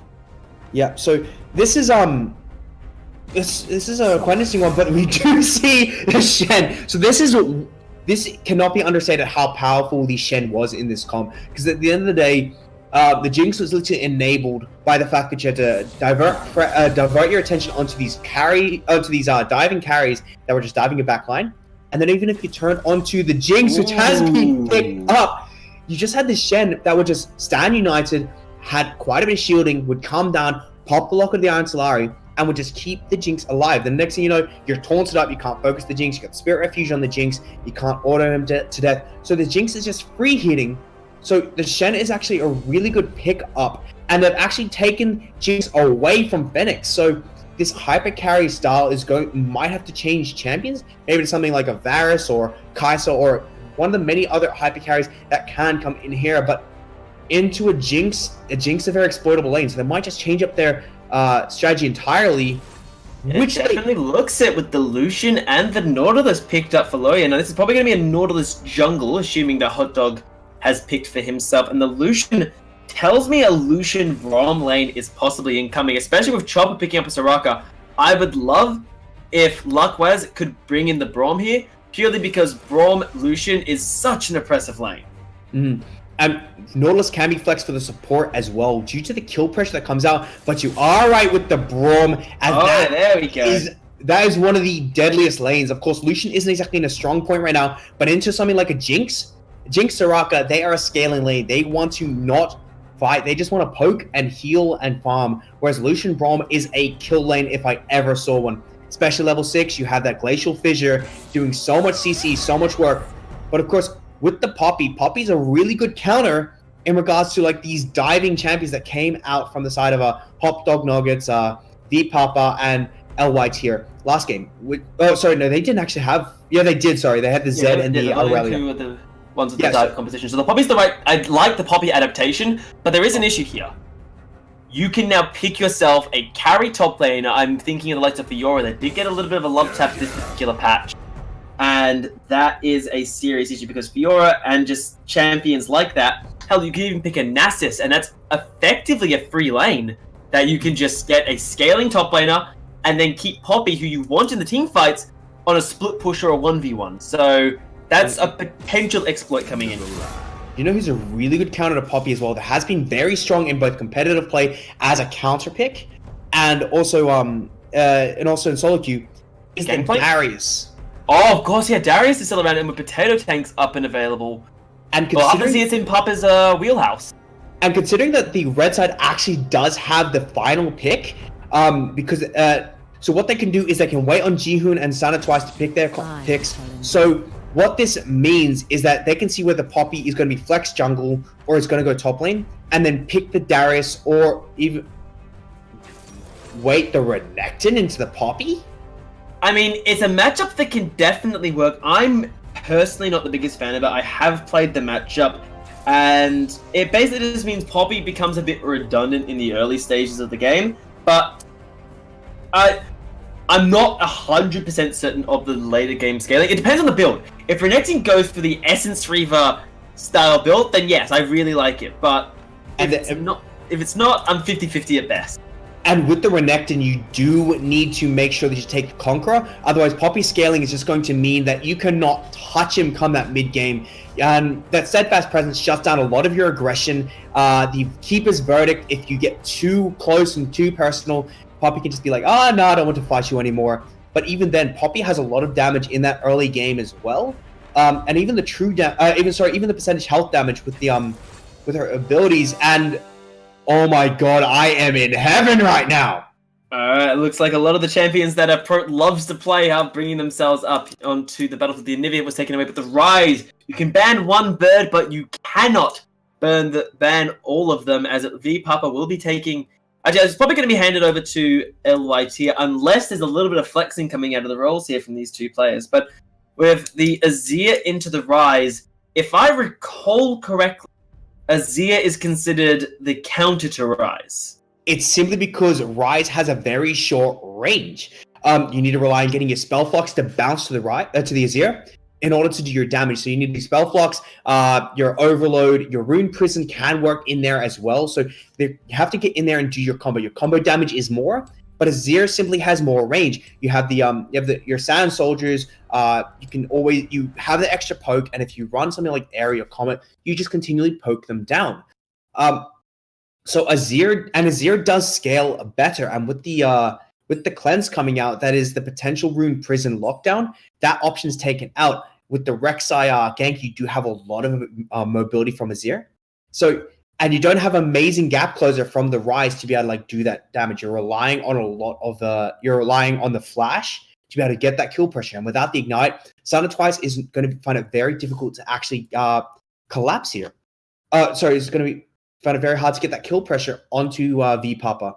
So, guys, we were muted the entire time.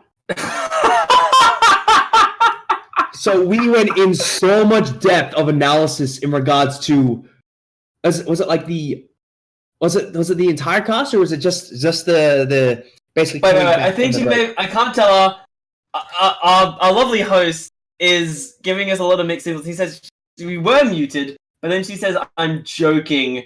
Shush, which I have a feeling we were muted, so unfortunately... Oh, we weren't muted!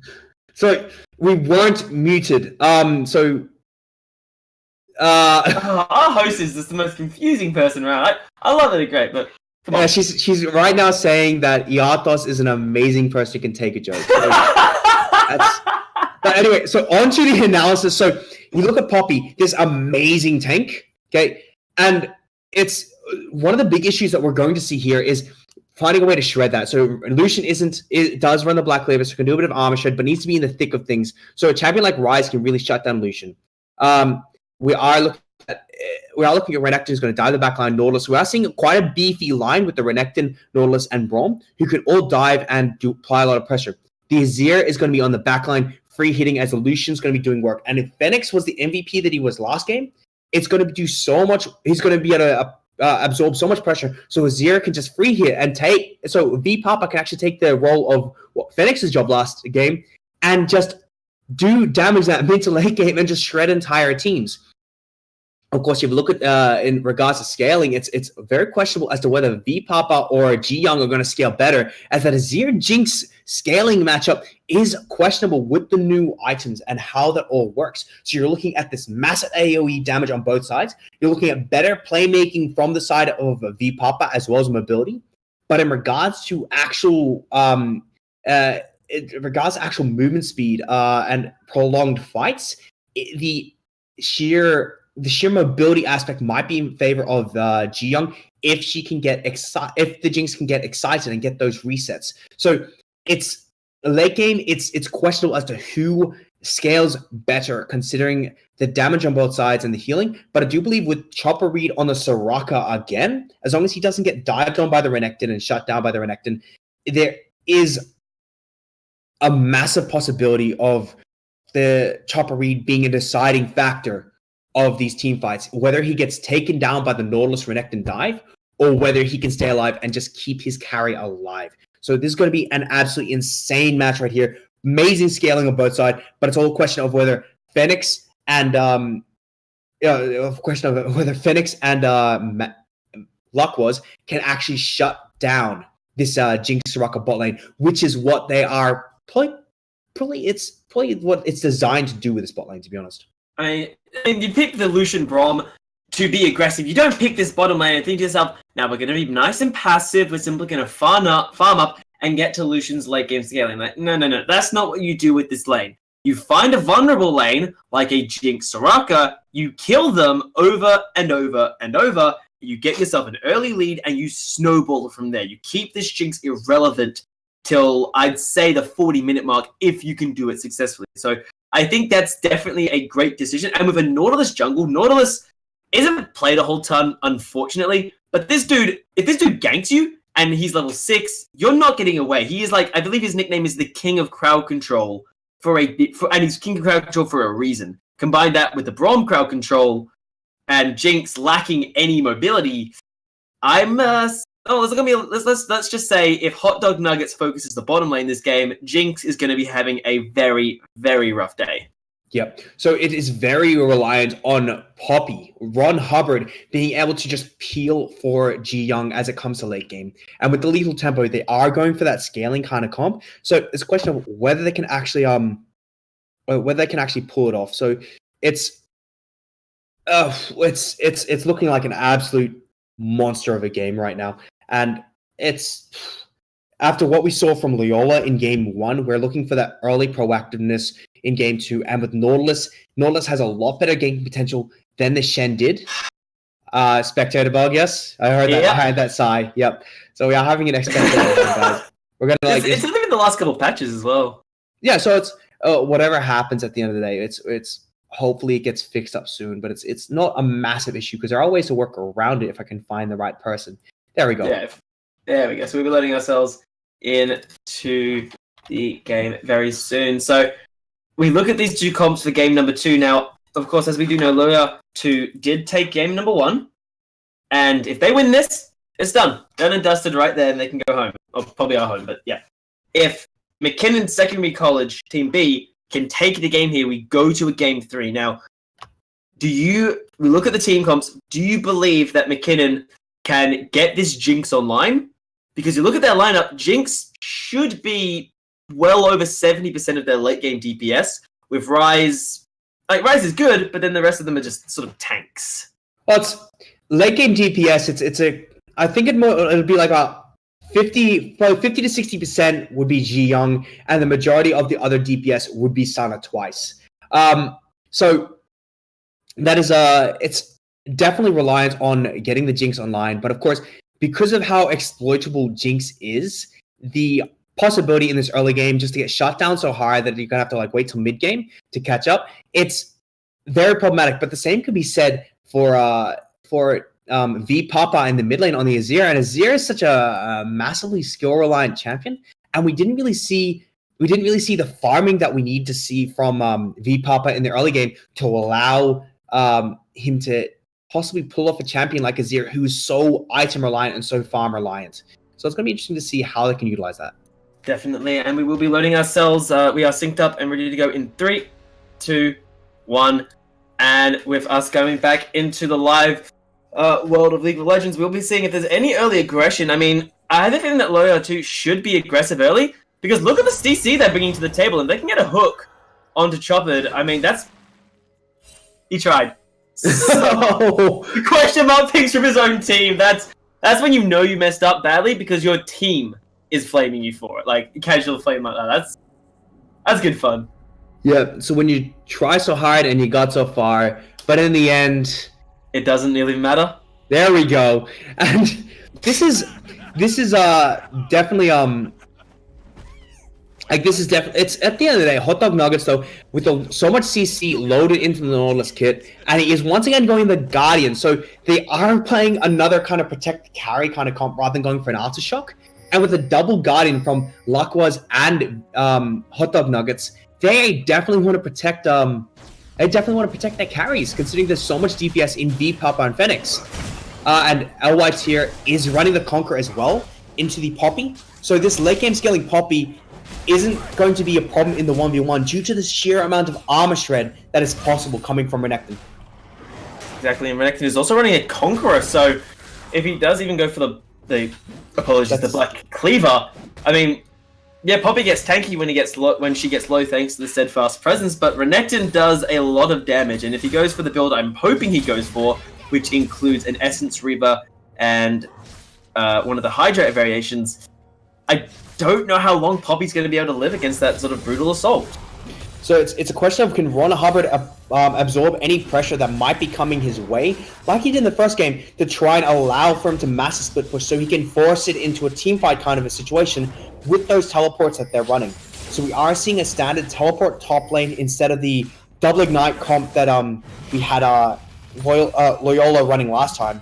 But it's a question of it's all a question of how these matchups go in this early game, because we've got V Papa and Sana twice. They both want to farm up. We've got Ji Young who wants to farm up, but we can't stress enough how important Phoenix and Lakwas is to get this kill pressure in the lane and to get that early lead.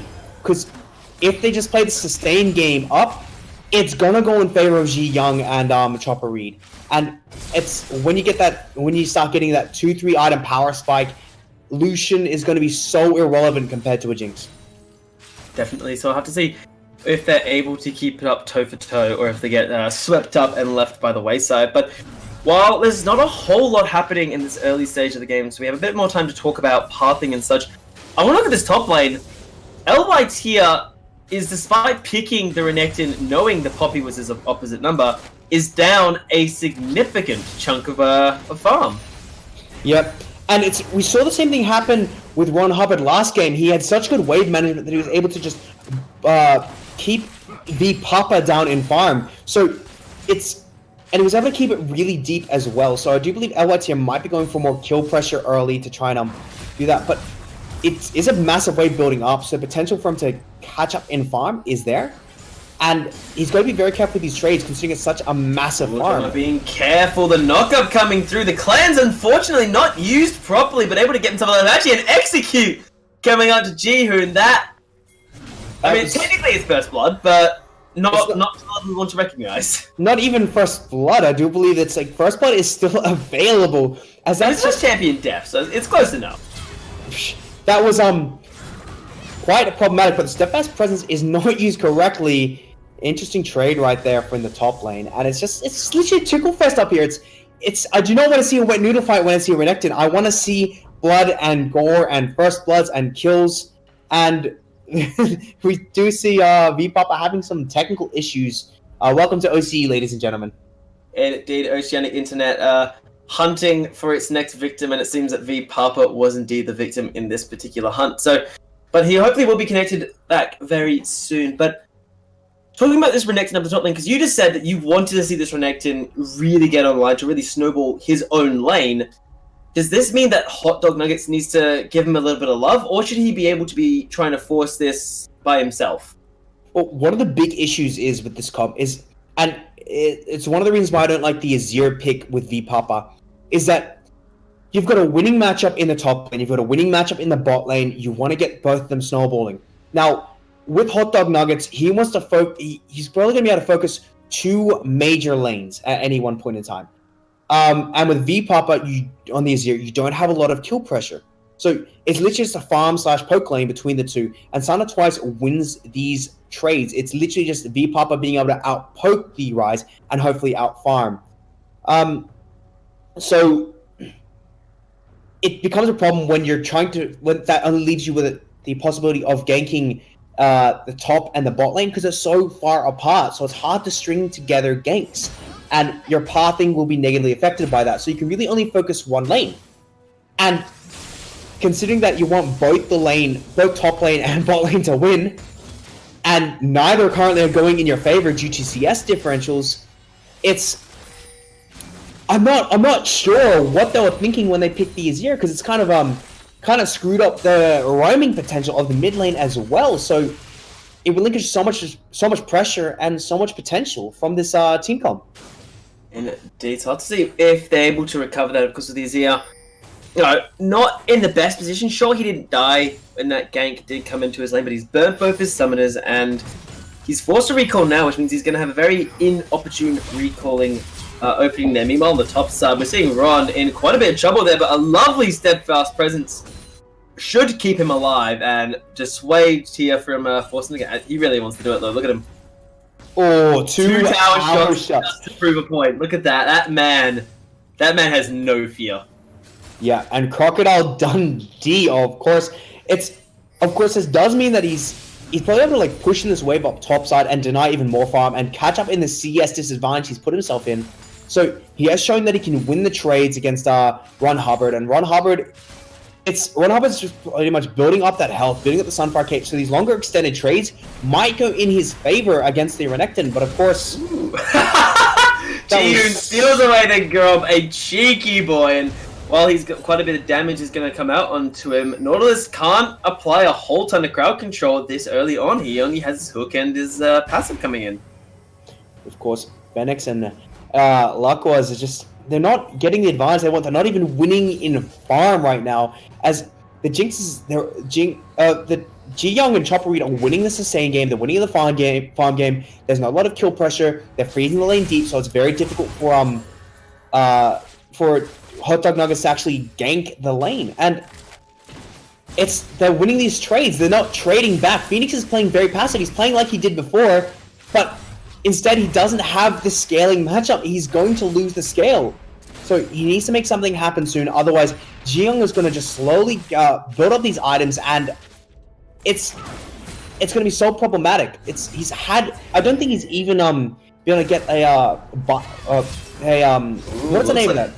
Come out in a little bit as Hubbard is in a little bit of trouble. The Keeper's verdict is cancelled out by the Nautilus hook, and Hubbard running for his life. He does have flash up and available, and I think he may just be forced to use it. If he gets locked out for a couple more seconds, he is a dead man locked up with a bit more CC. The Ruthless Predator coming out, and whoa! Tia really wants to try and force this one. Dominus pop, and that is first blood for the Renekton in the top side.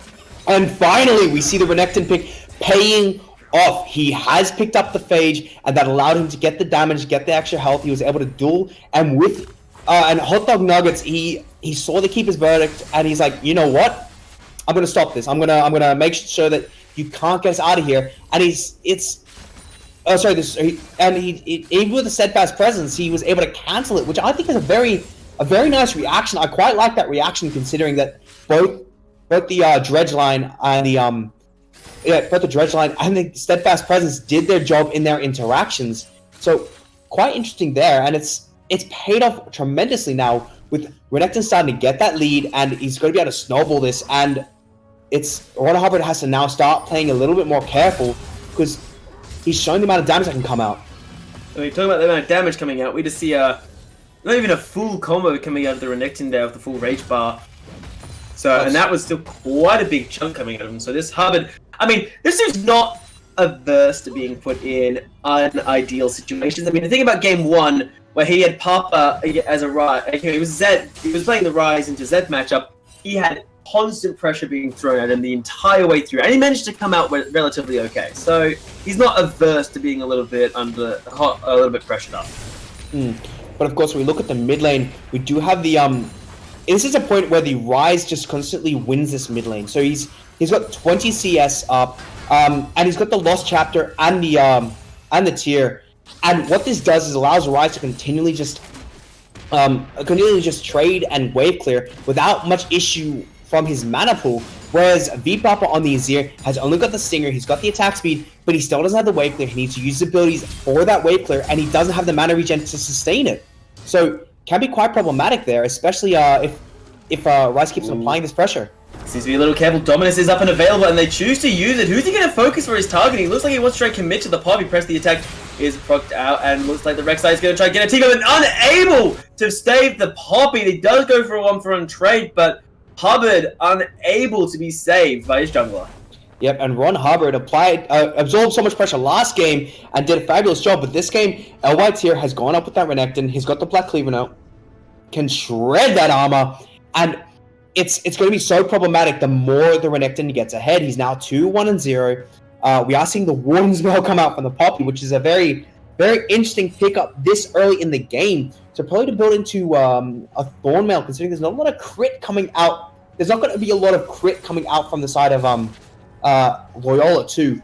But I do believe that something like a Bramble Vest would be so instrumental with the pickup, or even the Chain Vest to build into that Sunfire Cape. But it really depends on like how you pick or how you perceive this matchup going, and that movement speed slow from the Warden's Mail, or sorry, the attack speed slow from the Warden's Mail can be instrumental. Oh, Lux in quite a little bit of both. Forced the flash out of there. Teleport. I'm very surprised if he chooses to. He does. Wow, they're going all in for this. Redline coming out, hooks them in, but T is already down, and they suddenly realize, wait a second, this isn't the fight we want to be in, and they're forced to disengage, and that teleport maybe wasn't the best option there. Jiyoung out on his own, but I don't think he's going to get caught by any CC. The Flame Trumpers are more than enough to push away Loyola. Yep, and of course, you do think, you look at Fenix and you look at Jiyoung and you think, okay, cool, in a 1v1 trade, you got the BF Sword into Build Your Cutlass. The dueling from Fenix Sword, from Fenix is better. But with these team fights, when you have Jiyoung just free hitting, and you had temporarily a 3v4 with Azir not quite down there, and Braum just on the back line, just trying to get back into the fight, you lose so much pressure. You waste the teleport, and you just blow the lead that they've spent so long trying to get, with 2 kills going over to the side of Mckinnon Secondary College. So this is the disadvantage of having the Azir mid once again. So I touched on this before, but Rise was the first to run down because he's got the pressure mid. He's been able to pick up that he's been able to just wave clear a lot better. It's a very skill-oriented matchup, and if the Azir doesn't play it properly, if the Azir player is inexperienced in the matchup, the Rise actually does win it due to the better build path, the better early game damage, and the Azir needs to be able to abuse the extra range, otherwise he will auto lose a lane. Well, and unfortunately, V-Papa hasn't been able to do that. Exactly, look at the CS numbers. He's 20 CS down on his opposite number, and unfortunately, that seems to be the story of this game right now. Loya is down in CS in every single role opposed to the supports, where obviously the Braum should be having that CS numbers. Of course, top side is about 10 CS different, 30 CS difference in the jungle between Jihoon's Rek'Sai and Hot Dog Nuggets' Nautilus. So it's really not looking pretty, as you might want to check your PMs, Jackson. Wait, I've got PMs? Unfortunately, our host is having a few issues with their game, so we may have to pause ourselves here at the 13-minute mark, as hopefully our host will be back anytime soon. Just has to reload their client back up. So, key things I want to look at. So firstly, we do have to say that Jihoon was the ADC, was the Kai'Sa from the first round, and Jiyoung was the jungler, the Sejuani. So the key things to know in difference is that Jihoon is a lot more proactive. He's been involved in a lot more ganks. He's been applying a lot more pressure. He was able to get the cleanse and the flash from V-Papa early. And V-Papa, who was the Zed in the first game did appear lackluster there, is appearing lackluster here. So might be a weak link there that is being abused. So he did get a slightly advantageous matchup if you know how to use the extra range, but he doesn't, and he's being pushed in because of it. Jihoon is showing amazing proactiveness that Mckinnon Secondary College was missing in that first round, and Ji Young just appears to like just playing passive, like a passive style, which on the Sejuani is not a good idea, but on this Jinx is an amazing style, especially considering that Chopper Reed on the Soraka is being able to just land those star calls like crazy and just keep the lane completely sustained. And Phoenix and Luck was not only have they not been able to find anything, they're down in CS. You've got a mobility boost from the Braum, but he hasn't been able to roam. He's had no pressure in mid lane to make plays with. Jihoon's been is up 30 CS on Hot Dog Nuggets, as well as having better kill participation. So far, Mckinnon Secondary College are looking like a completely different team after that swap from after Jungle and ADC swapped. Exactly, and it's partly momentum, of course. After you lose game number one, some teams, lose momentum. We've seen it ourselves in other tournaments where a team, after losing game number one, sort of just flop and fall apart. They try to pull something off, it doesn't work, and, well, it's very quickly over after that. But it looks like Mckinnon have bounced back really, really well. And hopefully we will be going live in only a matter of minutes.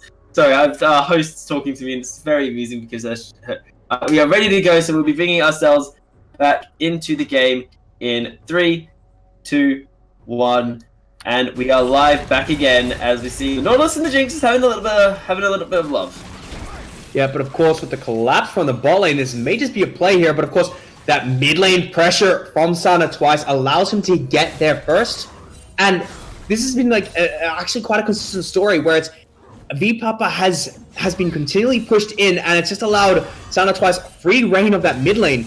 And we saw from last game, he's a very good laner, and he's showing it again. So Sana twice is just dominating here in this mid lane. He's dominated on the Cassio in CS. He's just applying so much pressure on Rise. This man is literally is that rock that you need. He's to try and make sure that you do something. But it's last game we didn't really see him do much with any leads that he got. So but with this game, he's being a lot more proactive, and this can definitely be something that Mckinnon Secondary College need to work with in regards to making sure they get to that late game to get their carries on board. Oh, there we go. We're finally seeing the aggression on the bottom side. The Soraka melt down the bottom side, and it looks like they're unable to get the flank coming on. The Rise is there, and unfortunately the Phoenix will fall. Finally he realizes, wait a second, the enemy jungler's here. What is this? He's going to get locked up, and hopefully no kill donated over to Sana, but fight on the bottom side. We finally saw the aggression we wanted to see out of the bottom lane from the side of Loyola, but it was just a little bit too late. Yeah, and it's it looked promising to start off with, but of course, one hit away from Ji Young being basically being stunned up and possibly killed. But of course, then Phoenix just looked a bit torn. He didn't want to go and he wanted to get out, but it was too late because you had Jihoon and you had Sana twice coming down so fast. And once again, that mid lane pressure is... Whoa, Flash coming out of tier. He really wants to try to force a fight on Hubbard, who has been trying to deny them Rift Tail, but it looks like he might be able to... He needs to get Cold and Meek coming on now. He's very low. There we go, Cold and Meek, as well as the knockup. But suddenly Rise is here, and they're going to realize they're in so much trouble. The Renekton, but all the hell is just not tanky. He gets taken out by a lovely Flash coming out of the Poppy. Then looks like the Nautilus will be falling. A double kill and a red buff donated over to Sana's Rise. And right there, Sana twice free reign of that mid lane. They were able to pick up the Drake. That was a Cloud Drake, so allows their rotations to be even better. And Mckinnon Secondary College are now on a roll. They can pick up what appeared to be a lost Rift Herald, but they're just able to rotate so fast with the Rise, pretty much with the Rek'Sai, and V-Papa is he's standing here. It's you've only got Nash's Tooth, mate. You do not have the ability to contest this whatsoever. As easy pickup right there for Mckinnon Secondary College, and 3 gold in the bank, 3,000 extra gold in the bank over Loyola 2, and this is definitely a different team than last game.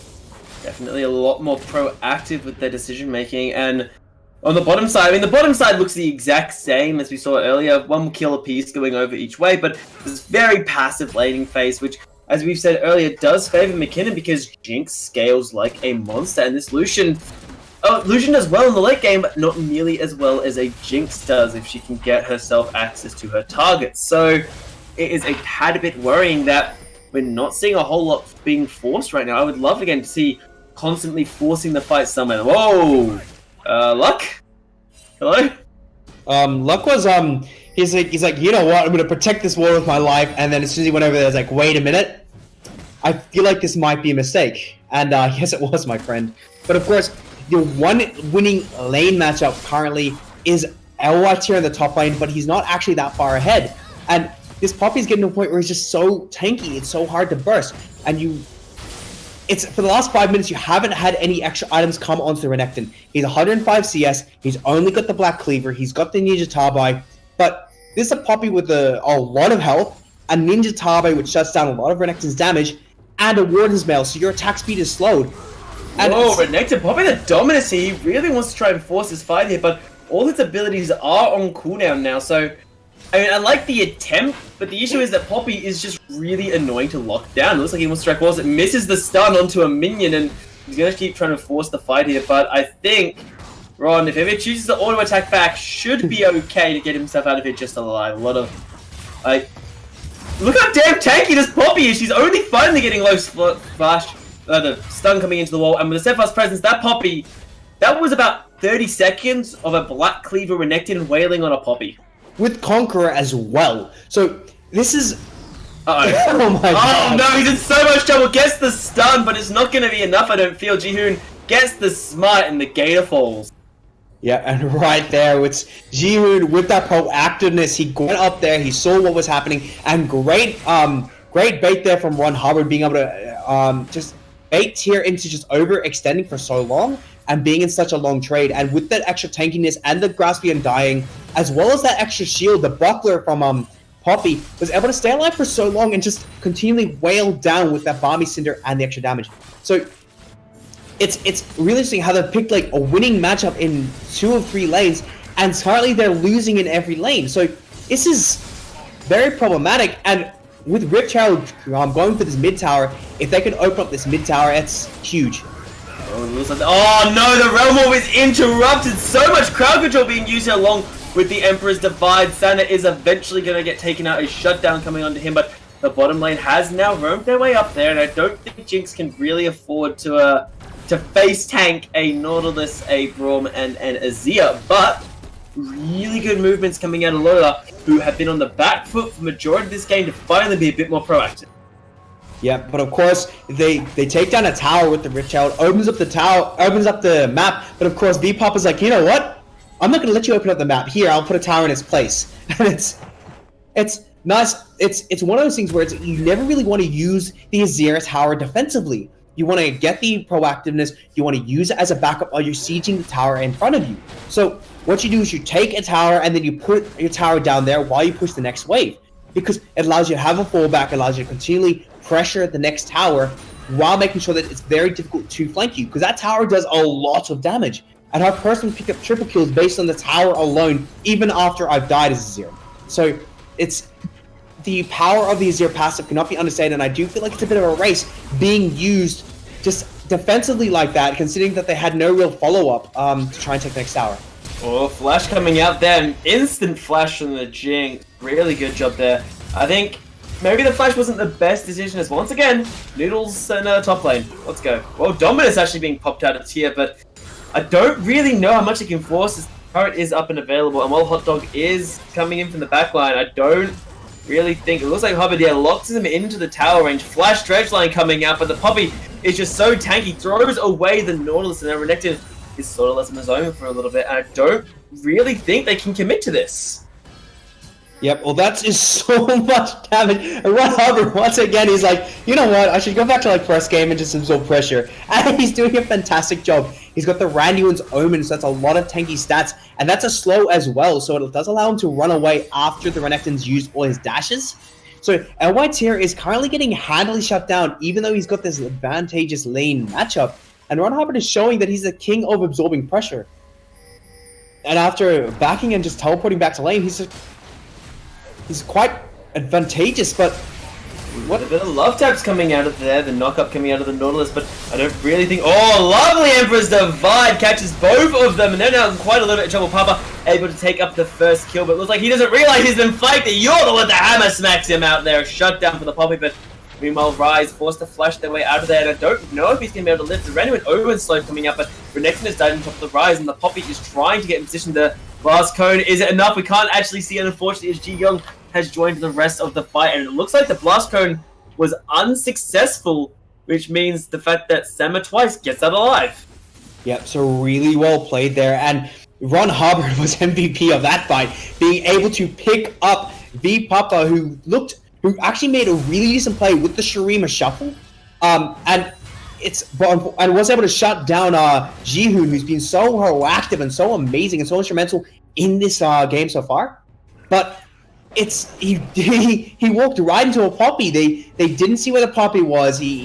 Poppy was just roaming down and just got an easy kill onto V Papa, and then was able to just save Sana twice. So really well played, Ron Hubbard. You are playing like a madman, even ignoring that stat line. You have been phenomenal so far, absorbing so much.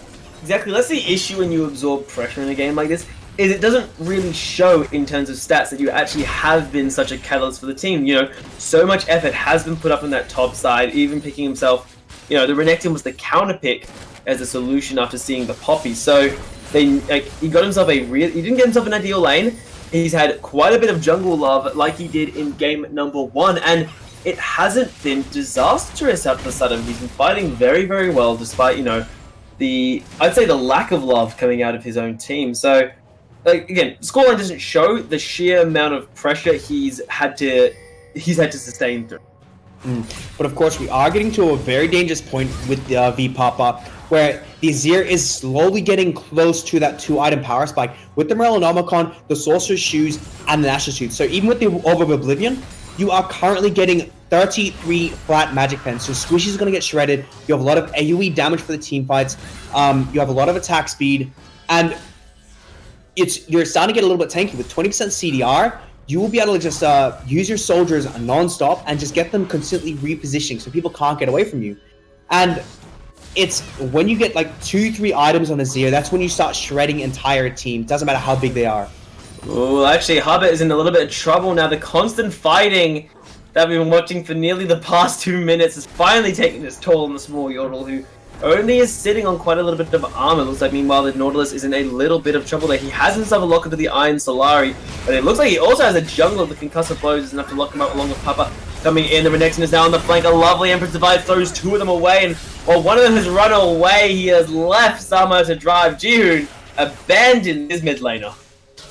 Yep, so right there, they try to keep on trying to make proactive plays, but of course, Loyola 2 is going to eventually learn, and they're going to start collapsing because Jihoon just plays so aggressive, and it's starting to come back to bite him. And it's what he should do is he should just wait a bit more, because they do have the Rise, they do have the Jinx, they are scaling up, and it's going to get to a point where this scaling team comp is going to be able to like shred the enemy team. You have a Jinx who's up in CS on a Lucian, you got the Ruinous Hurricane, you got a BF Sword, you got a Stormrazor. You are so close to your Infinity Edge power spike on the Jinx. And when you get that, with the Poppy peeling for it, and with that, with pretty much Chopper Reed just constantly healing, your team fights are going to be insane. You have so much damage potential and so much presence with the Poppy. You don't need to make risky plays right now. You are out-rotating with the two Cloud Drakes. You're going to be outspeed them with the Cloud Drakes as well. Right now, you don't need to make the aggressive plays. You need to make the smart macro plays. You need to get down those towers, and it's being a very slow game from here. 25 minutes, only 3 towers down combined for both teams.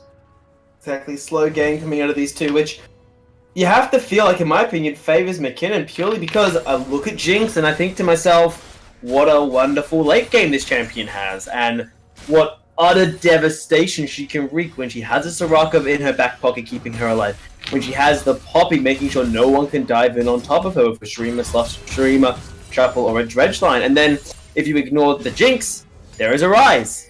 There is a press the attack. Come back to that a little bit. It's talking about Jinx. She is up in that top side of the map. I don't think Tia is going to dive. Yeah, no, Tia shouldn't dive from this. But, like, you can't ignore the Jinx, but you can't ignore the Rise. And the press the attack that's going to be coming out of the reg site as well as the Black Cleaver isn't exactly insignificant either. Yeah, when it gets that late game, when it gets that like those mid-game team fights, the Jihoon's main goal will be getting onto V-Papa and stopping V-Papa from being able to deal damage. And with so much dive potential from Jihoon, that is definitely possible. As Sana Twice and Ji Young, Sana Twice, they're just going to be able to like output their damage like crazy. Ron Hubbard is going to be able to stop LYT from getting onto their backline. So, and that's the beauty of having a Poppy. You have this amazing disengage and counter engage pretty much. It looks like everyone is now rotating to the top side of the map, but Phoenix is still on the bottom, so he can sort of split push as the AD carry. They are sitting at a lot of CS, but because there's 5 members up on the top side of the map, they are forced to submit this, and actually, they need to be so careful here, because they can choose to force the fight here, and with no Lucian, their damage is really relegated to Papa, and if he dies, I don't think a whole lot of tanks on a Loyola 2 is going to be able to do much. Tanks that do not last long, it seems. Yep, and that is the depth charge from the Nautilus being used as well. So Lucian's had to back up. He hasn't actually been able to split push too much. He's had to back up, and he's actually had to rotate back top because there's so much pressure here in the top lane. Oh no, the Emperor's Star! I could have been so annoyed. They do get the Jinx anyway. The Jinx eventually falls. The Glacial Prison is not going to be nearly enough as the double kill coming out for the Azir onto that Rek'Sai. The double flash almost immediately realized, crap, we got to get the hell out of dodge, but looks like they might be in a little bit of trouble. Verdict throws the Braum away back towards his own base. Now Phoenix might be in a little bit of bother. He's going to get completely deleted. No, flashes out at the last possible second. Now Sana and Dominus coming out there. The flash coming out of the Renekton, but they're unable to stop the Rises Realm War. Yep, and of course they were able to Chopper Reed and Sana Twice were able to get out alive, but that was 3 members down. They did not get a tower. They got destroyed right there, and that almost equals up the gold and gives the pressure back in favor of Loyola 2 right now. So Loyola 2, who have looked lackluster up until now, are finally coming into their own. They're able to get the picks they want. V-Papa did not get the right streamer shuffle, but it didn't matter because it's next thing you know, Hot Dog Nuggets was able to get the flash dredge line, and it's from there. So that's all she wrote. Your main damage is gone. They tried to do their work, but they weren't able to just fight this massive tanky front line that are still right now getting their power spikes. And with Lucian being able to just tee off like crazy, he does have the Black Cleaver, so he's tanky as well as being able to shred the armor, and the Blade of the Ruined King with the percentage health damage. So Lucian is amazing right now and is hitting those power spikes that he needs to. Indeed, so let's see how that Lucian goes, but back-pocketing the Lucian is the Braum, who is actually building towards the Mikhail's Crucible that we mentioned in game number 1. Now, a bit less crowd control coming out, but it's definitely, I do quite like the item. Lucian really wants to be super mobile, and Phoenix is saying, I don't have the time to, or the item slots, to build myself the QSS. So he says, can you please pick this up for me? It's more like, you know what, I've got your back, don't worry about it, Phoenix. Picking up that item, which means that if he gets locked out by the Flame Chompers or the Rune Prison coming out of either the mid or the bottom laner of Mckinnon, he's going to be able to keep, like, I think it's going to catch them off guard when it is completed, because it's not an item that you typically see on a Braum. Yeah, but of course, it's with the Braum, he hasn't actually gone for the Lock of the Iron Solara yet, so the potential burst coming out of Sana Twice is still there. It does mean that your team fights immediately might not be that great, but V-Pop has actually opted to use the tower once again on his own side of the map. So he's not actually applying pressure, it's more of a fallback. They don't control the mid lane now. They don't really have pressure there, so it's going to be very hard to leverage any kind of pressure in that mid lane to try and go for the objectives. So once again, a questionable tower decision from V-Papa, but it's might be walking towards the depth charge coming out onto Sam, who might be in a little trouble. 3-man knockoff because he walked way into his teammates. They're in so much trouble. Able to fight through them all the way into the back line, and the Jinx unable to do anything in the fight. She's already gone. The Renekton says, don't worry, I got you. A double kill for Lucian on the other side of the fight. One more hit will lock them up. The Renekton solos out the Jinx, and the fight lines of Mckinnon were thrown into absolute shambles. Amazing engage there from Hot Dog Nuggets using the depth charge, and that was a terrible decision from Sana Twice, just trying to like run away from it, but he brought it into his team, and next thing you know, you have this massive amount of CC coming out, massive amount of lockdown,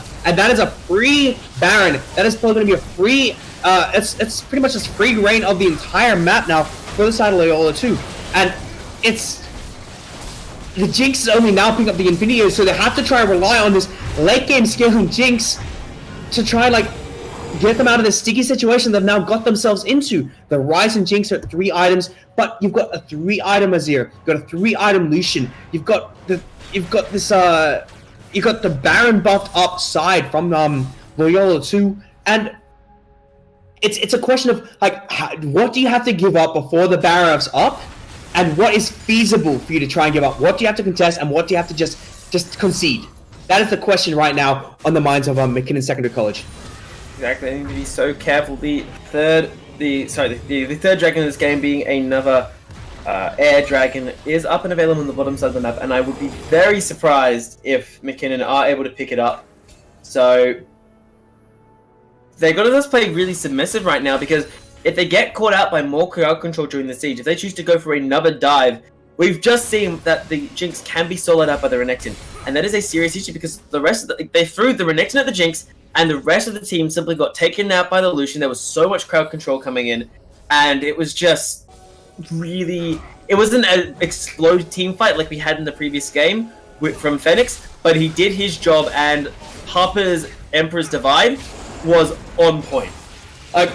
As someone who used to main Azir, I've been giving V Papa a lot of slack for some of his decisions, some of his laning, everything. But at the end of the day, it's aside from one questionable Emperor's Divide, his Shurima shuffles have been on point. His playmaking has been fantastic. And even though he's down 50 CS, he has been instrumental in his team collapsing and making the right plays they need to. And picking up an extra Cloud Drake means that they can now just try and mass these rotations that have been so important for Mckinnon Secondary College. Mckinnon Secondary College have just been too aggressive, and they have now paid the price for it heavily as they finally have a gold deficit after what has recently happened over the last 2-3 minutes.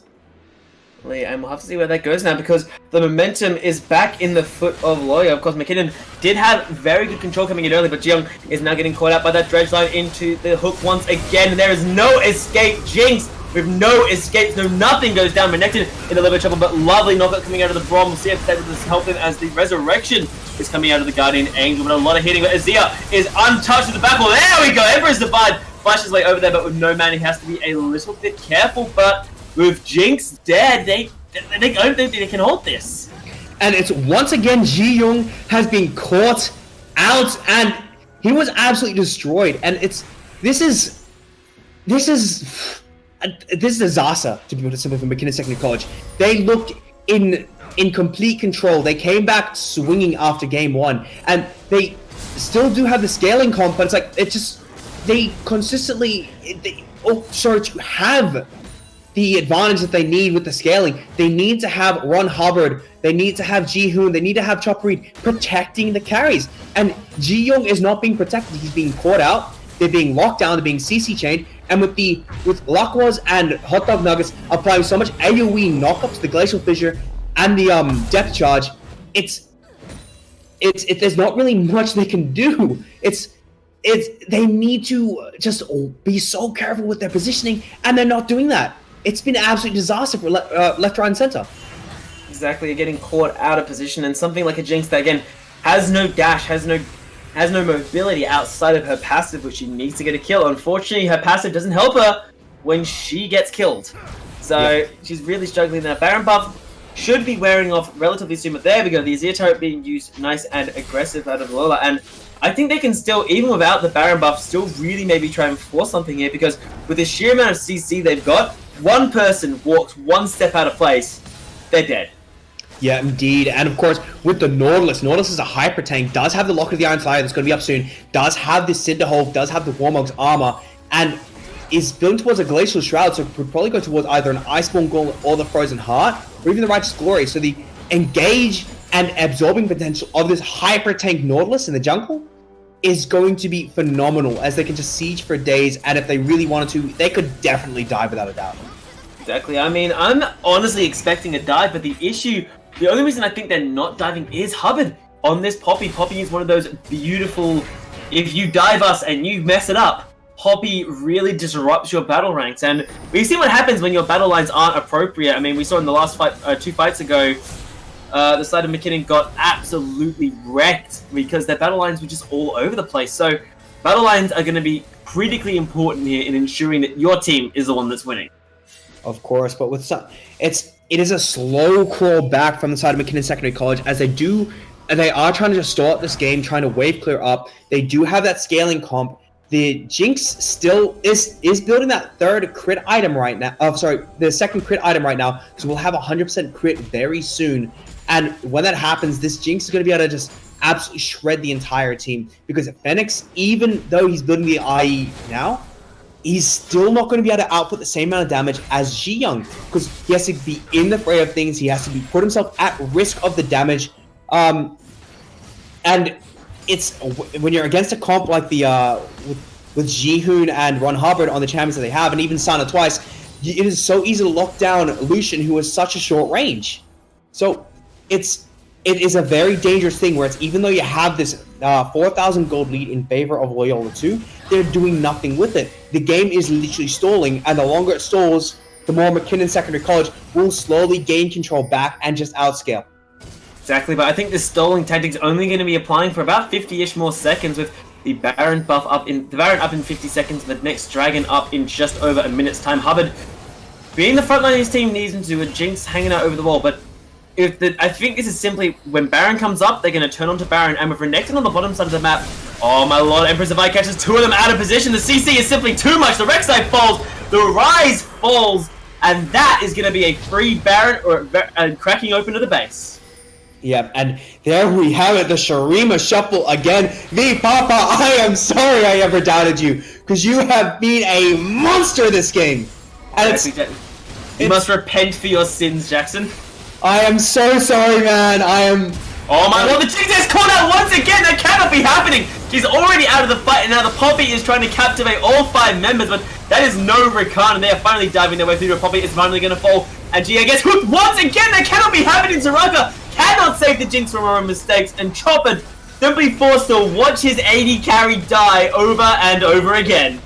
And Loyola too have got the picks, they have got the team fights, and they are 5 against 1. They do have the minion wave, but of course with Sana twice and Jihoon being up very shortly, they're just going to turn on for the Baron, for a free Baron. They've got an open inhibitor, they have got the pressure, they have got an 8,000 gold lead, soon to be 10,000 gold lead, and it's so much. There is so much that could have gone wrong for them with that engage, but everything went right, and they got what they needed to get, and it's absolutely phenomenal to see for Loyola to come back from this early game deficit against a scaling comp.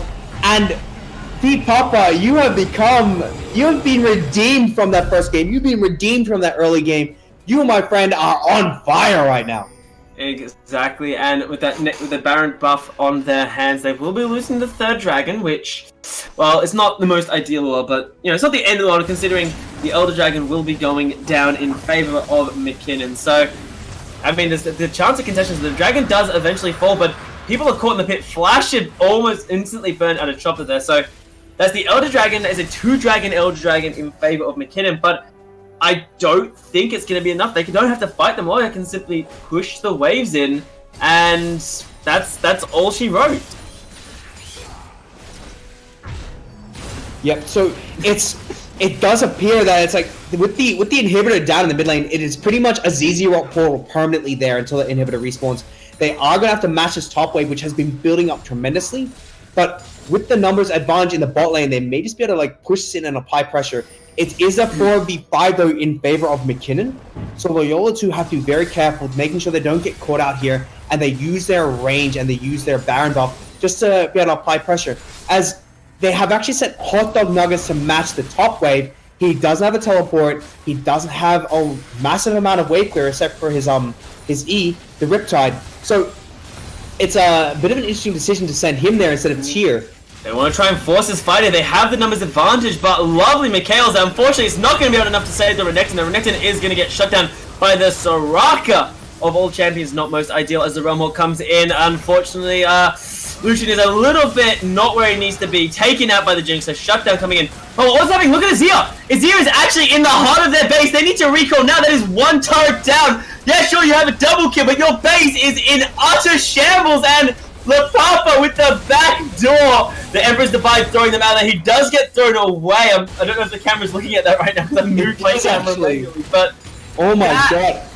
Oh my god, Papa needed like 3 seconds and he'd have ended that game. And there we have the Azir Shred. You have a 4-item Azir just destroying that tower. And you think, okay, wow, this could just be game for Mckinnon Secondary College. They have picked the fight of fights. They have absolutely locked down who they needed to. They had that true damage from the dragon, but they lost so much from it. And that's an open nexus. They lose 2 towers. They don't lose anything else, but of course they do take out 3 Baron buffs on the side of Loyola too. But at what cost? This is a backdoorable nexus. You don't have a hidden ward on it, but they have to be very careful because this Renekton's very mobile, does have the potential to try and backdoor it, and it's now just a stall fest as we wait for the Elder Dragon and the Baron buff to run out before they start the sieging again. Elder Dragon's gone, Baron buff will almost be gone. And Baron buff has about, I'd say, 20-ish seconds left on it, so it's not going to be around for the next couple pushes, but once again, I think they can just set up on the top or bottom side of the map like what they did before, but hopefully with all 5 members this time, and simply do the siege game, because as you said earlier, having the mid lane inhibitor down is basically a free ZZ rot. That lane's going to shove whether you like it or not. Oh, this is absolutely in favor of oh no, Jinx is going to get caught out by crowd control once again, knocked up but not tagged by the Winter's Bite, nor the Dredge line, so is able to get himself, oh my lord, Renekton is finally in the thick of it, and he's not actually taking a whole lot of damage there. The rest of the team is trying to back them up, but Renekton just untouched throughout all of this. There we go, finally the knockup coming through. The Emperor's Divide catches the Jinx is already gone! There's a huge part of the DPS coming out of the side of Mckinnon down, and with the 3rd member falling there out of the wreck side, I think that's going to be the end. Loyola catch Mckinnon, not prepared for it, and with the open nexus already done, Loyola will take the series 2-0 and become the Victorian first place winners for the Challenger Series. Amazing play right there. They had the win conditions, they knew what they had. They had these massive AoE ultimates, they had the Emperor's Divide, they had the Depth Charge, they had the Glacial Fissure, and they utilized it. Renekton, Tyr on that Renekton was just a monster. He went into the backline, he disrupted, he did his job, and their entire team just came together. And even though you were up against a scaling comp of Sound Twice on the Rise and that Jinx, Ji-Young on the Jinx, they just weren't able to do a proper back-to-fight team fight because they kept on getting this massive AoE CC on the right targets and kept on disrupting the battle lines. So really well done by Loyola too, and just a phenomenal performance. You deserve this win.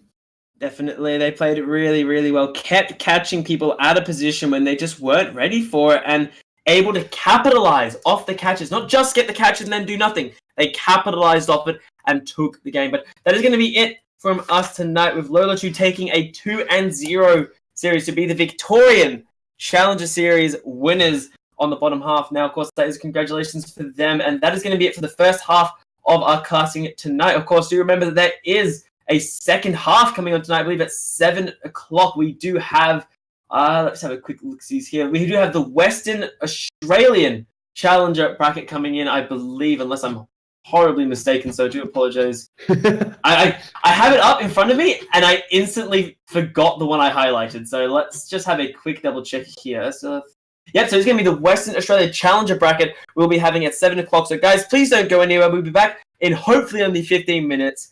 But that was a hell of a game, and hopefully we've got another hell of a game to go. Yep, guys, don't go anywhere. Stay in your seats, and we will be back.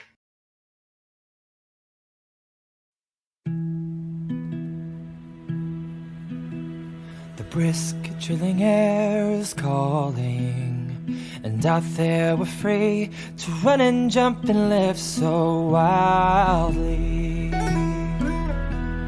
Head first we'll go tumbling through places unknown, with nothing but the stars to light our way. And though the sun may set at night, tomorrow looks so bright. 'Cause home is when you're by my side. No matter what we do, together we'll see it through. And I hope that we won't drift apart. Even though things change, without you it's not the same. I know it's true, life's better when it's me and you.